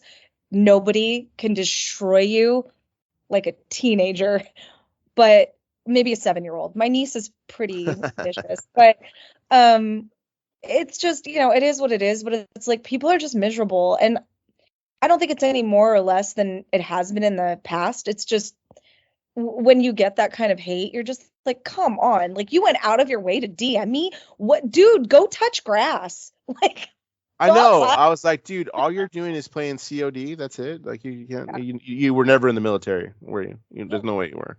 Yeah. Welcome to basically, Dan. Welcome to what it's like to be a woman on the internet every day. Yeah. Basically. Yeah. Not middle-aged one. Let me just not for me, but I mean, I meant like high-profile women on like social media, like on Twitter and stuff. Yeah, I mean, so many of them. I follow this girl on Twitter who's I say girl, she's a woman, obviously. She's a meteorologist in the Midwest somewhere, but she does like fandom and she like cosplays and stuff. And she does like she used to do videos where she would do the weather like for a fandom. It was really fun, but she gets so much really like just horrendous DMs, messages, comments, and it's just like she's just trying to be a weather person and enjoy her life, and she just happens to be on social media trying to enjoy that life. But these people, it's just like, it doesn't matter what you do. There's people out there who don't want you to enjoy your life because you're a woman, or because you're minority, or because you're different, or because you're not religion, because you're a different religion. Whatever reasons, people just want people to not enjoy life, and those people are the ones who shouldn't be enjoying life. Well, maybe that's why they don't want you to enjoy life, because they don't enjoy their life. But you know what? Keep that to yourself. Jesus Christ. So a couple of quick hits before we get out of here real quick. I did get Star Wars night tickets. So I don't know if you heard this. The process was a little bit different this year. They gave pre-sale to Magic key holders, but they did it for Inspire key holders first. So they had their own day. I believe every other pass has, I think, today and tomorrow. Gina, is that right? I think they have today and tomorrow. Inspire had their day. And then the other two passes, I thought they just had one day, but it could be two. I think it's then two. They're going to open it up to the public, which I have to say, thank you, because Disney needs to acknowledge their key holders on this side of the United States, and especially the Inspire ones who pay more. It's nice that they do have that ability. Also, it gets them out of the way, so then the other key holders aren't fighting for that. And then general public last, which, and Disney, they stagger how much is being released. So it's not like the people who are last up, they're not gonna have anything left. Disney withheld different, like, for each day. So it's not like, oh, all the Inspire key holders took the good day. It's that they only have so many for each day. I think it was a much better way to do it. Nobody reported the problems they've had in the past that I saw. Dan, no, did you see? I haven't heard anything. Yeah. And so I think this was a much better way to do it. It's much more fair. I think that it helps if you don't have a key holder, if you're not a key holder, now you're not competing with them. So on the day it opens up for you, you're just competing with other people who aren't key holders, and that lessens the pool for you. And again, it's not lessening the days because Disney does withhold certain days, for each. So I think that this was such a better way to do it. Good job on Disney on that one. We chose not to go to Star Wars Night because we have to put some money into this lovely abode that we live in. And so we're going to and Aaron wanted to buy some merch. So we just allocated our funds a little differently, but we are going to Disneyland on May the 4th since it's a Saturday this year. So we'll be doing that. But yeah, I think this is a better way for sure. Yeah. So it went well. I got in and out with about a half an hour. Diggs is going to, he got in, I think within an hour, all taken care of. I didn't hear anybody towards the end of the day. I heard stuff was starting to sell, quote unquote, sell out, just means the allotment for key holders for that day. That so still seems like an awful long time to be in the queue for it just being a certain portion of key holders. But an hour's not bad.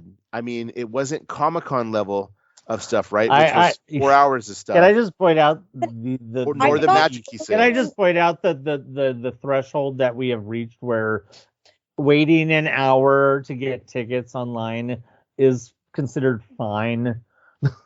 Can we just that's where we are in life. Let's actually talk about that for a second too, because this actually came up too. One of the things that they offered you was a chance to put in your email, and they would email you when it was your turn to get into the queue. So if you have that before, I don't remember what it was for, but they've done that before. Yeah, which is a far cry from what happened with Magic Keys.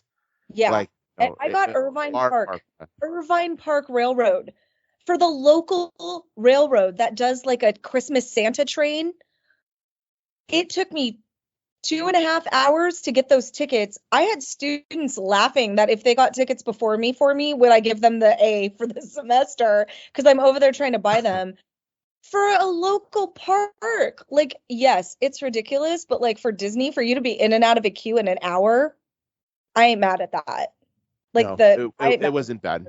So and there was no crazy difference in price even for the first night. It was all kind of leveled out. So that's something new. So we'll check that out. A couple other real quick hits is I finally watched The Marvels.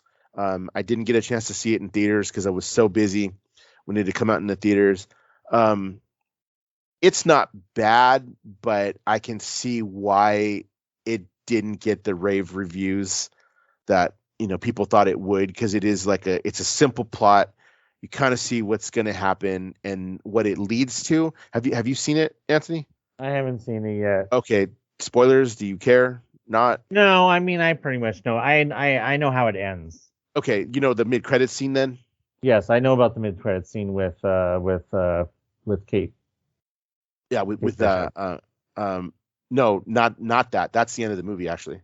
No, the mid-credits scene is where she's in a parallel universe, and it is it's Beast.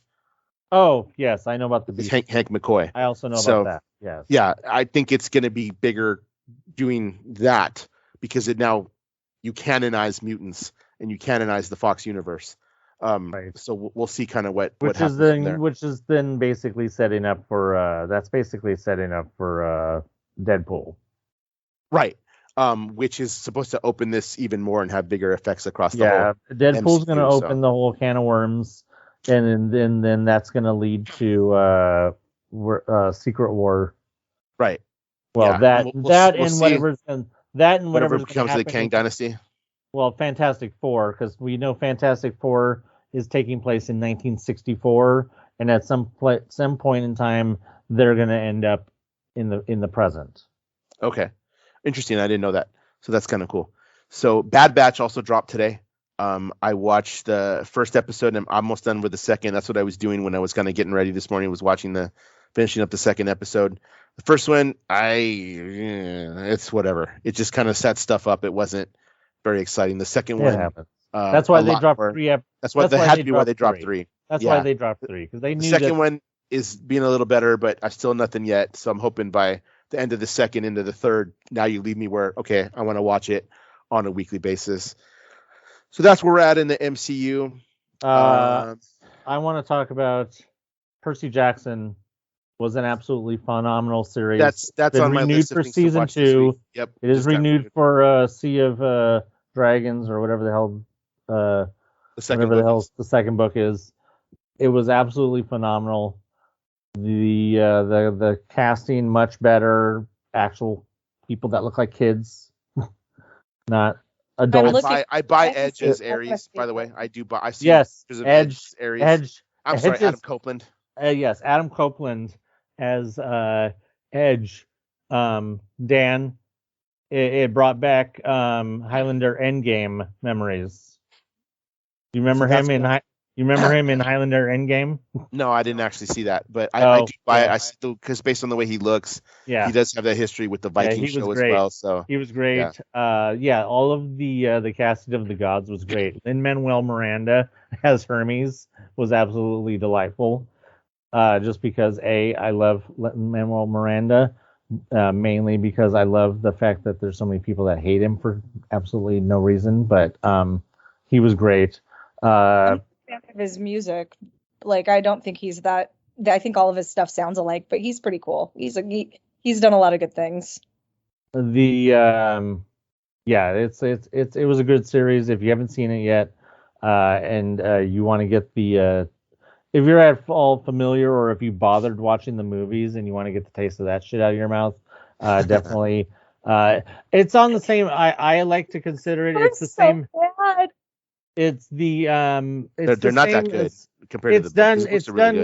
It's done to the movies the same as what his Dark Materials series did to Golden Compass. It completely made you forget that even existed, and it is doing justice to the books. I mean, it helps that Rick Riordan, the author, is directly involved. So, he totally signed off on all of the casting. He's changing stuff that he said. In hindsight, in retrospect, I wish I would have done he has 100% defended the casting of because people were up in arms because they cast a black girl for Annabeth. And people were up in arms about it, and Rick Riordan was like, tough. He's been very much in the same way that Neil Gaiman was with Sandman casting. He's like, tough.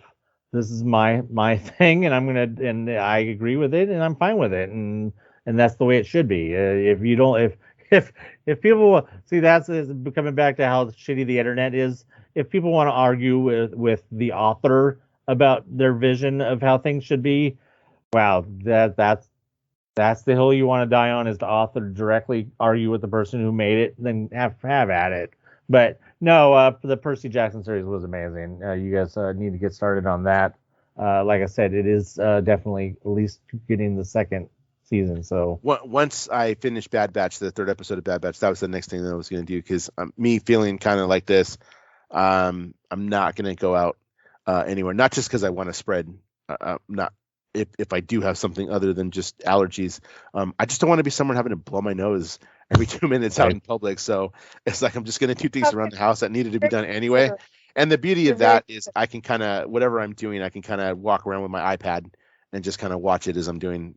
Some of it is just simple as like I'm cleaning my closet, like I'm trying on clothes in my closet. I can just have the TV on in there, the iPad, kind of watching that as I'm trying on different shirts or whatever it is to see if they still fit.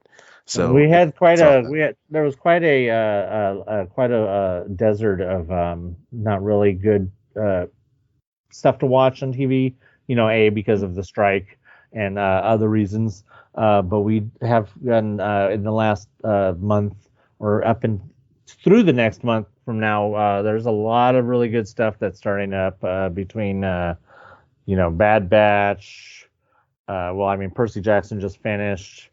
Avatar starts tonight. The live action Avatar Last Airbender series starts today. Yeah, I knew you weren't talking about the other one.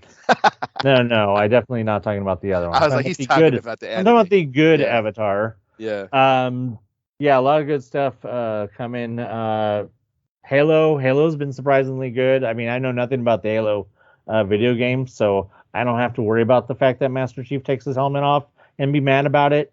But that Halo, that it's surprisingly good entertainment. So there was something else, but I forgot. A lot of good stuff on TV right now. TV streaming, whatever you want to call it. All right, it's about lunchtime. So I think we're gonna call it. It's been a while. Like I said, Sundays there's no football anymore for a little bit. So I'm not playing softball. My daughter's not playing softball on Sundays. My softball days are actually winding down. She just turned 18 and we'll head off to college somewhere in the fall. So we won't be doing that. So I do have a little bit more time to do this a little bit more often. It's usually sometimes it's my schedule because I was so busy with softball. Sometimes Gina's so much of a morning person. Late nights don't work for her, and then we have to get Anthony awake to do sometimes some of the morning stuff. So hey, as long as you give me notice and not like the day before, be like, hey, tomorrow we're podcasting. Yeah. I don't even know where my headphones are, man. So we did that. That was on purpose this time. We're like, we'll make sure we tell him so he can get involved because I know he's always going to want to talk. Trip out on this, man. I goofed. And I actually sent the message out about podcasting to the wrestling podcast chat that I have. So we may actually do a wrestling one if you're interested pretty soon. Do it. Yeah, lots going on right now. I haven't been watching any wrestling. Oh man, I didn't watch it for like. You got to get Galvin to do that. I paid attention, but I really wasn't too invested in it for quite a while. But right now, it's getting really freaking good. The last 6 months have been like, okay, you're winning me back, and it goes through waves. Like that, I'll be into it and then be like, this is garbage. There's nothing going on that I like. And right now it's like on a hot streak right now. Besides all the Vince McMahon stuff, I do not want to get into that right now. By the way, this is not the time nor the format for that. I mean, what's something you could talk about? I don't know if you've obviously have you heard about the stuff that's going on with Khan? With AEW and Stardom and some of the stuff in Japan. I don't know about that one, but I'm aware of the stuff that's going on with CMLL. But again, different place, different podcast. Right. That's what I mean. And that's part of. I think I got hit with. What are we going to talk about? Are you kidding me? There's a lot to talk about, and not even just product on TV. Like literally, what's going on, kind of behind the scenes, like, and what your thoughts are. So I'll keep you informed if we decide to do that. But I got told, yeah, let's do it. It's been a long time. Then I realized, oh crap, I sent that to the wrong chat. So I was like, Vic, why you at? Oh, hey, Vic, how you doing? And we talked, but it was like, I haven't thrown that out there in a while. Because again, it's a scheduling issue. Right. So, all right. We're on everything. We're on every kind of social media you can find. We're on Facebook, which I never use. Does anybody use Facebook? You're going to catch us most, I can't even think of the word. Most engaged, I guess. Most engaged on my TikTok, which I do rep for this. So it's DANSCIG77. YouTube on the Disney culture as far as the YouTube. And then Anthony's got his page for all his driving around in the Northwest videos. And Gina's making funny videos from time to time. You can catch it all on the links, on the link tree that we've got there. So, all right, guys, it was fun. It's time to eat. Use the restroom. I'll talk to y'all later. All right. Have a good one. See you later. Bye. All right. Bye. Bye. Disney Culture is a part of the Extraordinary Culture podcast universe. Follow my Disney stuff on IG and YouTube at Dan's Disney Adventures. Follow my Disney stuff on TikTok at Danzig77. It's DANSZIG77. Thanks for listening. See you real soon.